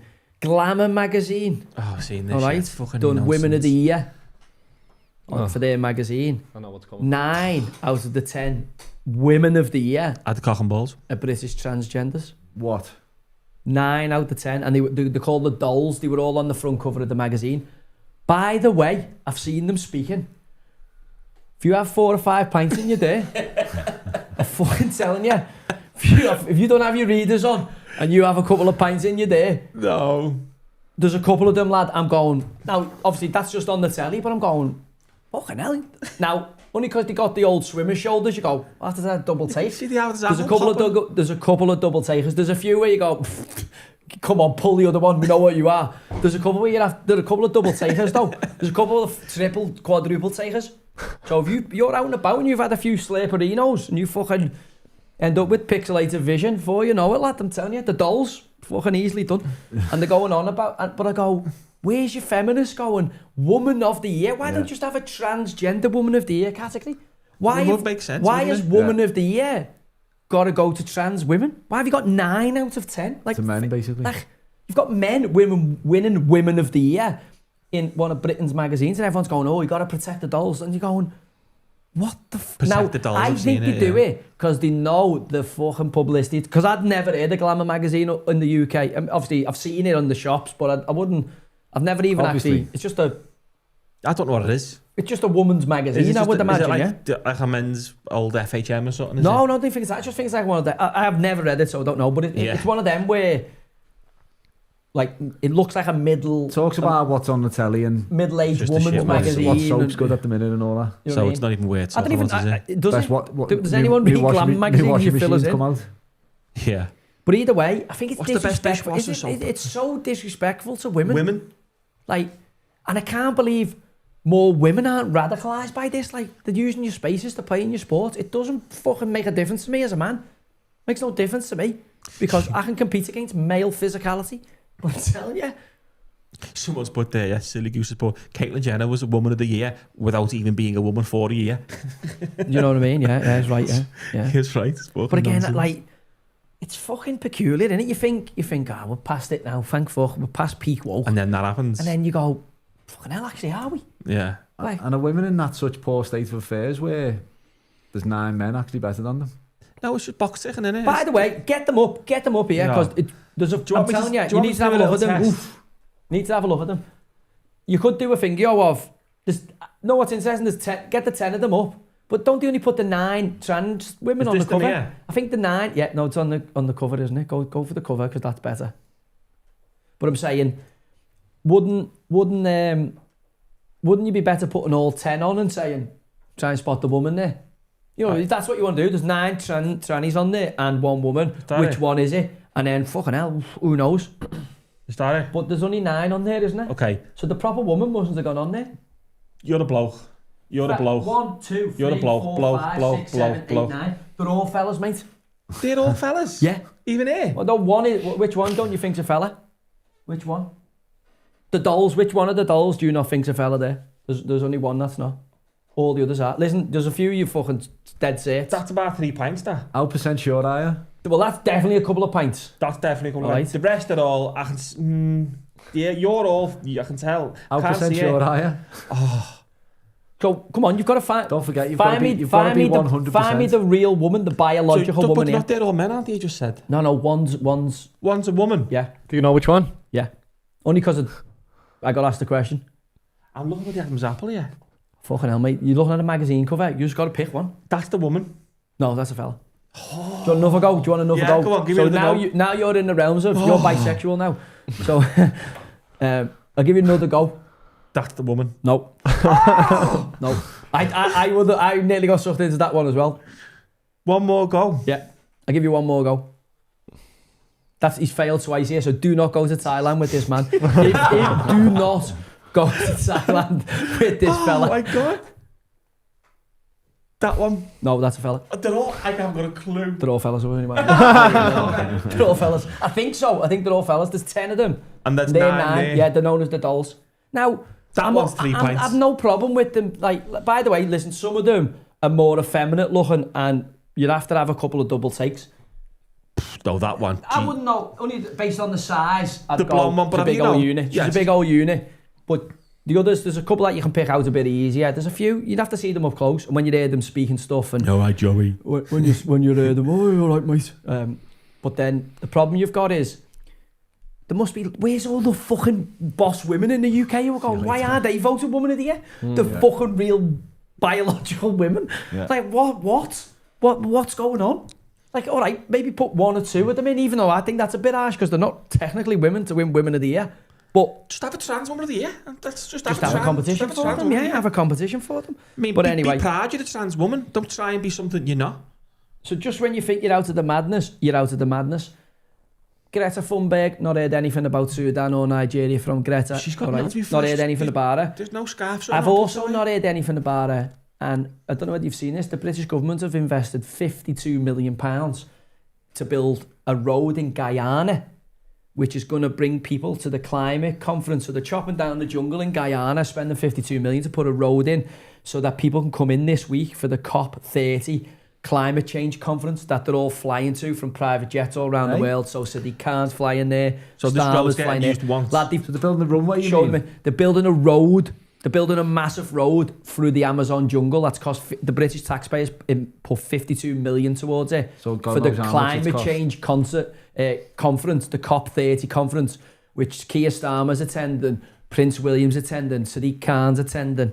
I don't know whether Greta Thunberg's there. So all the flights out there and also the road. Go on and look at the road. So they're chopping down rainforest to build a road that none of the community wants, doesn't serve the community because it's in the middle of the Guyanan jungle to get all the dignitaries who are coming in for the climate change conference. You can't make it to up. A COP30. Just like, what? Look at it. Look at that. Wow. Right in the middle of that is so dystopia. Right through for climate change. And I'm going, surely you'd be better not building that road, keeping the 52 million and not spending all the money on the fucking private jets and the flights there and back to get yourselves there for this conference where you're all going to have canopies and fucking cocktails and fucking talking nonsense to each other. Wow. Madness. Absolute madness. Yeah. Are the climate change activists look at that gluing themselves to the fucking roads? Are they gluing themselves to any paintings? Where's the orange? Are they attacking Stonehenge with orange paint over it? No. Are they fuck? They're going, oh yeah, climate change needs to sort that out. Even though we've just put 78,000 tonnes of carbon into the fucking atmosphere that we're claiming to get rid of. It's a fucking farce. David Boone, who's one of our hardcore big boonie in the Telegram group, forget the glamour dolls. Where are the women? Where are the women about women's fucking... Yeah, you're right. You're absolutely right. Where are they? Where's the feminists here saying, what the fuck's going on? Where's our opportunity to be Woman of the Year? Why is the transgender fellas there should be more outrage? Woman of the Year? But is there outrage? I mean, and we're just getting silence to it? Are they just getting kiboshed out? There are algorithms that we don't hear them? I don't know. Are people in fear for saying anything because they've been and Booney's pointed out rightly, he's pointed out that no one won't be there. The most important man on the planet, Donald Trump, yeah, will not be there. So what's the point if America, China, India don't sign up to it? You've got fucking 2.5 billion people there.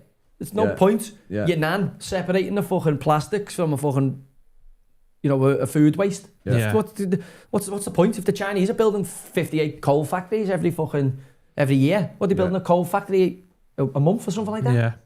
Like what's your recycling, your green bin and your fucking blue bin going to do? Nothing. And again, it's just a scam. Everything that's coming out about it now, everyone you listen to Musk and Rogan again, they're just telling you this is a scam. They're almost at the point where they're admitting it now. This is just a jolly up to Guyana. But the thing is, they could probably even admit it and then say, yeah, you know what, my ass, but still carry on doing it, still carry on this net. And people still go along with it. People still go along with it, even if they said, yeah, it was a scam. There was a good episode on Joe Rogan, I can't forget it, the two fellas where they were older boys, ex-professors and all that, talking about net zero, basically saying it is all bollocks and it's a scam. It's just... Well, they can't even quantify it properly. Yeah. And the earth goes through it's the earth's tilt is causing the heating and cooling, and it comes round in a cycle. It's proven it comes round. They haven't got the data from historical data to give any kind of physical proof that this net zero is needed, because the data, you can say, okay, look, if the earth was heated up there, it's come down, now it's going back up. But before that, was the wave the same? They haven't got the data, so they can't prove it. But they're saying here, Billy, Silly Goose is saying, remember the Allies blew up the Nord Stream 2 pipe?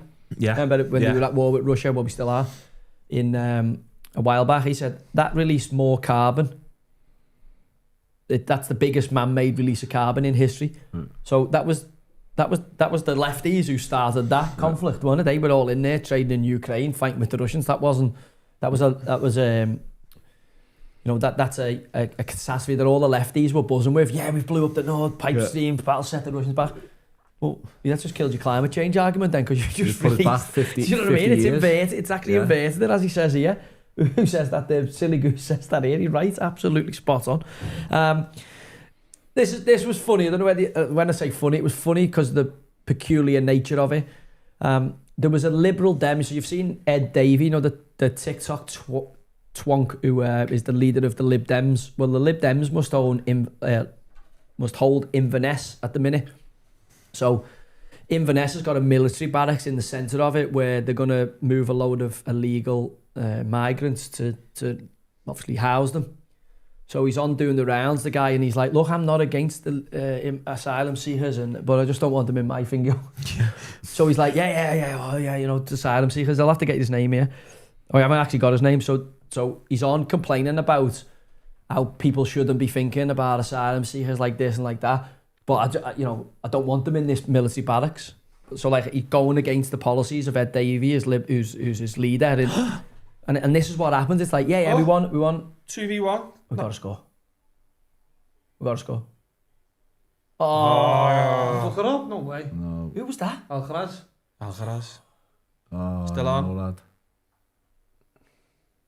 lad. Shit it. Fuck's sake. And that's the thing about it. It's like, asylum, refugees are welcome here, yeah.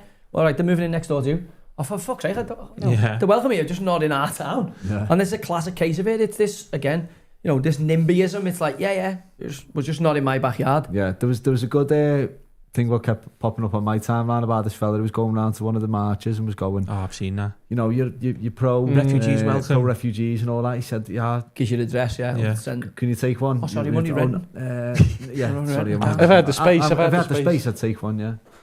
Yeah, well, that's a classic case of it, isn't it? Because it's like, okay, so do you want them here? Yeah, no problem. Sign yourself on a list like a donor card, and as we get asylum claims, we'll sling them in with you. No problem. That fella who's got the Nazi tattoo and the good tattoo.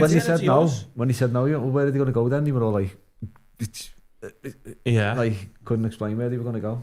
Yeah, it's again, I don't think people think it through, and it's not that we're against people. It's just like, look, we have enough of our problems looking after our own people. We can't afford at this point to have this illegal immigration. Like, the numbers are off the scale. It's like 150,000 people who shouldn't be here, and we're paying for them all. They're not here going, hang on a sec, I'll sort that, I'll pay it myself. I'll pay for the hotel room. They're not just here illegally. They're being paid for by us. Yeah. And we can't afford to keep the heating on for our winter winter fuel payments for our pensioners as we go into the cold months. And yet these cunts are getting 3 meals a day. So there should we've be got no veterans, argument. we've got a homeless issue, we've got veterans on our streets, veterans committing suicide. And people who they've been fighting wars against because the fucking governments have sent them, the politicians have sent them, are now getting 3 and 4 square meals a day, and these are fucking sleeping rough on the street. It's fucking insane. Wait till you see it's insane. Wait till you see what Rachel from accounts is going to do this month in the budget. It's going to be... Do you think she's going to cause carnage again? She's going to cause carnage. Did we speak about the news coming out about Panorama editing the Trump speech? Yeah, we did. No, a week before the election. So I think it's dangerous when the BBC are doing that like that a week before the US election from a previous speech by a sitting American candidate for presidency. I just think it's fucking insane. Like, how can we ever trust them again? Like, what I've seen the clip of it. I think it's the Telegraph who've broke it. I don't know who the video the guy was. We've seen doing it before. But do yourself a favour, go and watch it. Now, if you remember after the Fingio, when we first had the online disagreement with some of the female footballers, the BBC misinformation team done a big piece about it, about all the online stuff. Mariana Springer, I think the girl's name was. Well, I hope she pays the same attention to her own organisation here, because you have clearly been at the bollocks here. And again, you're losing credibility day by day with your audience because of the amount of gaslighting you do. But also, when people see this blatant... what would you call it? Propaganda. It can only be propaganda. Because if you're taking someone's speech and stitching it together a minute apart, one bit of it, a minute later, apart though. And you're trying to make it look a certain way, then it clearly shows that you have you're meant to be impartial, you're meant to be here to educate and inform, and you're not. You're fucking trying to turn us against people. You're not just reporting the facts. And that should be criminal offence. It should be. Well, again, if we're forced to pay for it, we have to pay for the TV licence, don't we? If you can't watch your telly without it. Yeah. They're putting the leaflets through, weren't they, just before Christmas, saying they're going to fucking sue people and take people to court and all that, trying to put the scare on to get people paying the... There's the graph there, the current national emissions set. So we're currently, just where the dots are, that's where we are right now. What do we think about... Let's honour our fantasy football winner. Who won our fantasy football league this year? I have tweeted on yours. I told them to DM. They're in for a bullseye, aren't they? Bullseye cash prize. Little bullseye in there. Look at the numbers. I'm like 1,000 in that league. You know, I'm like it shows you how good people are at fantasy footy. I'm like 1,000 in the league. I'm like 8th in our league table. Yeah. Charlie Woolley. I reckon I'm in the top 50. How many points did they get for the month then? 263. That's extreme. That, he has 91 this game week to shoot him to the top. Yeah. Wow, that's extreme. That some people are unbelievable at it or unbelievable looking Charlie at it. Woolley, I've tweeted out and I've told him to DM Common Sense to claim his prize. Yeah, we'll get If he doesn't claim it, we'll double up next month. Is it finished 1-1 then? Yeah, finished 1-1. I just turned it off to look at some fucking Chinese emission chart there. I'm trying to watch the end of the game. It's finished. It's finished 1-1. I'd have taken that if I said 1-1 before kick-off. I'd have taken that, and especially taking the lead there. But we got to win that. If we had a decent centre forward, we win again. Because the decent centre forward just knocks that in with his fucking cheese cob there. Got away with that on ball, which was so no matter what we're trying, we're putting square pegs in round holes, aren't we? We are. We absolutely are. Barry, Alcaraz. Who would you get there in Jan? Because I think Everton need a striker in January. They need a striker. Who do you think is gettable? And you'd think, yeah, he'd get us 10 goals from January to the end of the season. I'd go for that Strand Larsen from Wolves. Newcastle will come back for him, I think. I do like Strand Larsen. I don't think we're going to have open him because I think he'd be a lot of money. It'd be a lot of money as well. No, I think you might, you know. Maybe with Walter Maida, they might stick with him. I'd take him all day, Josh. Don't forget, they've got Wissett to come back as well, Newcastle. Is anyone from the Championship would you take a chance on? Josh Sargent. That Hadji Wright, but he's more of a winger and he's more of a wide Josh forward. Sargent's probably the best one you could take. But lads, to be honest, League One might have better strikers than Beto and Barry. Brandon Thomas Asante is currently the top scorer from Coventry. He's got 9 and 13. He's about 5 foot 4. It's a big jump. It's a big jump from that champ to bag in the Prem. No, you're not gonna. He's a champ. He's a champ. You're looking for somebody who can develop, aren't you? Evan Ferguson. If you would have said that, don't worry. I watched Roma Milan at the weekend. It was a good game. Milan beat them. He's been in and out, hasn't he? And he never played. And then they brought Dubrovak, was it, the big Ukrainian on for him. He never got a minute, even though the last time I seen Roma play a couple of weeks ago, he came on and had a bit of an impact, but he only got 5 minutes. He's been in and out. So I think he could get recalled in Jan. Do you know what? He'd be perfect for Everton. I like him a lot. Yeah, if he can stay fit. Like 2 years ago. But he's gone there to play and hasn't played. Yeah. It's Gasparini's in there now and he's struggling to find the right combination with the team. I don't know whether you've seen this again or something's going on in Italy. Roma got a pen with 10 minutes to go. Pablo Dybala, the winning 1-0 Milan. Roma get a pen, chance to equalise. Yeah. Strikes the pen. Magnon, the AC Milan keeper, saves it. Pulls his hammy as he hits the pen.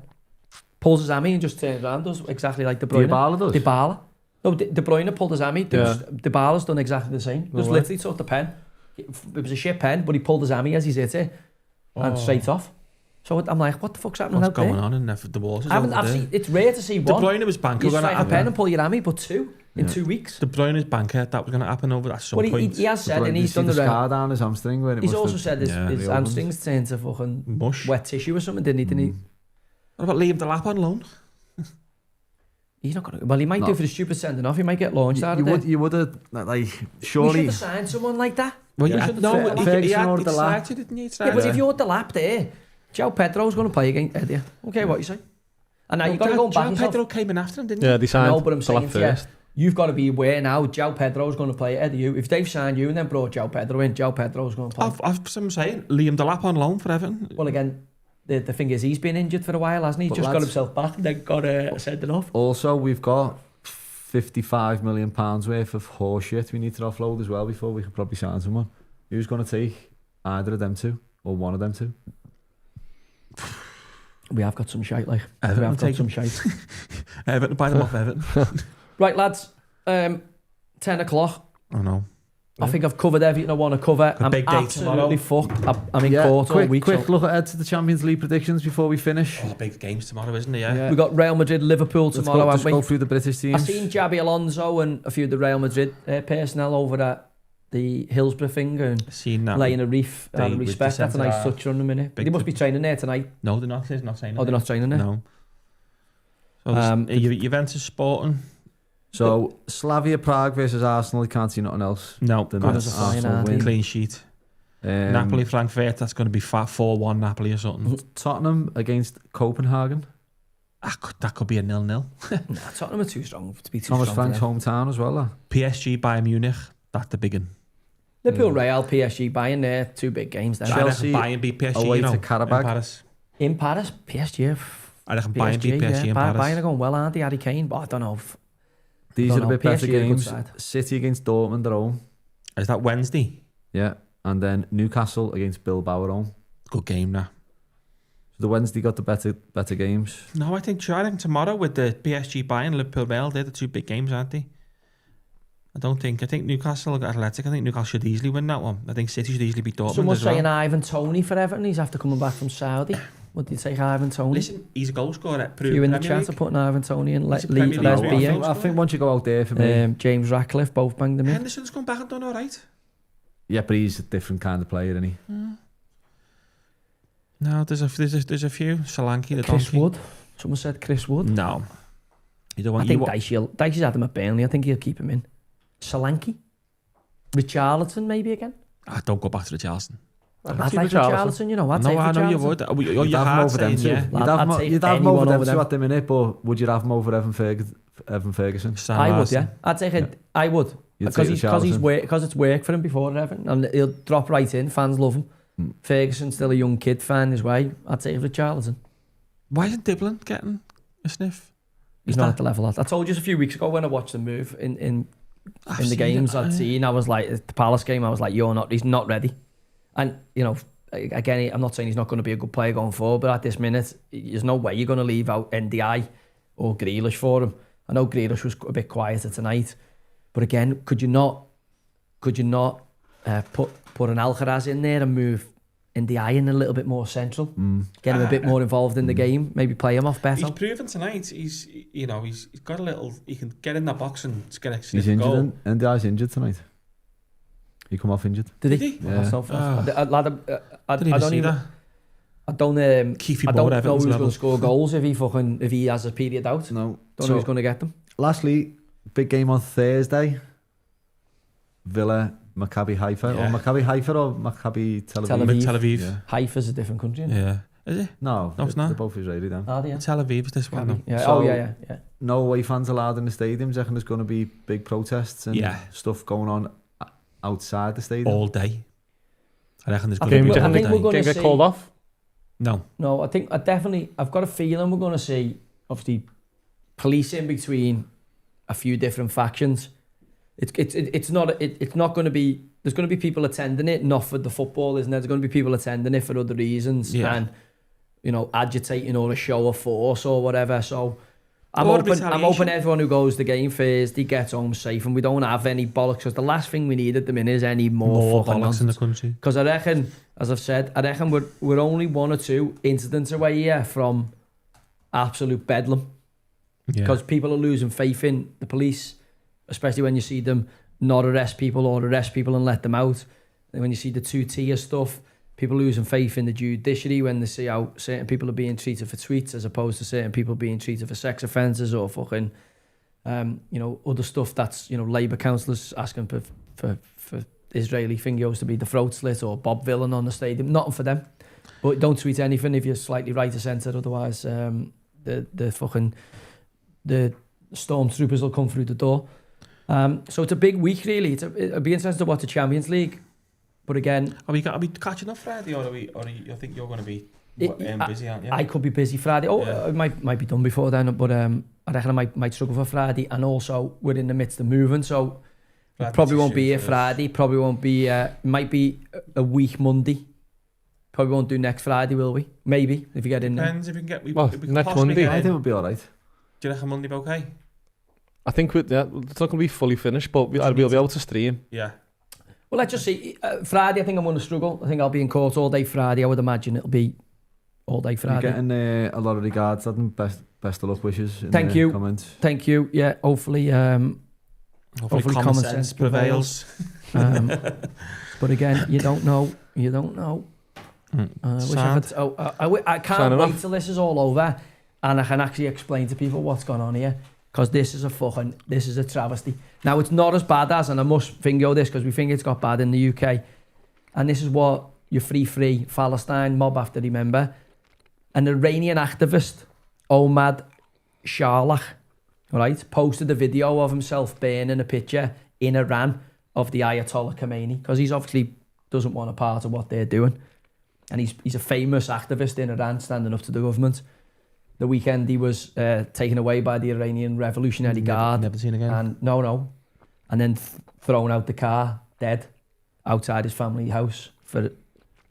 So, whilst our government is very Orwellian at the minute and isn't behaving the way it should, and it is, you know, Yeah, but not as bad as it elsewhere. also isn't quite yet at this level. That's not to say it won't be. That's not to say if we keep fucking importing these cultures, we won't end up in that spot.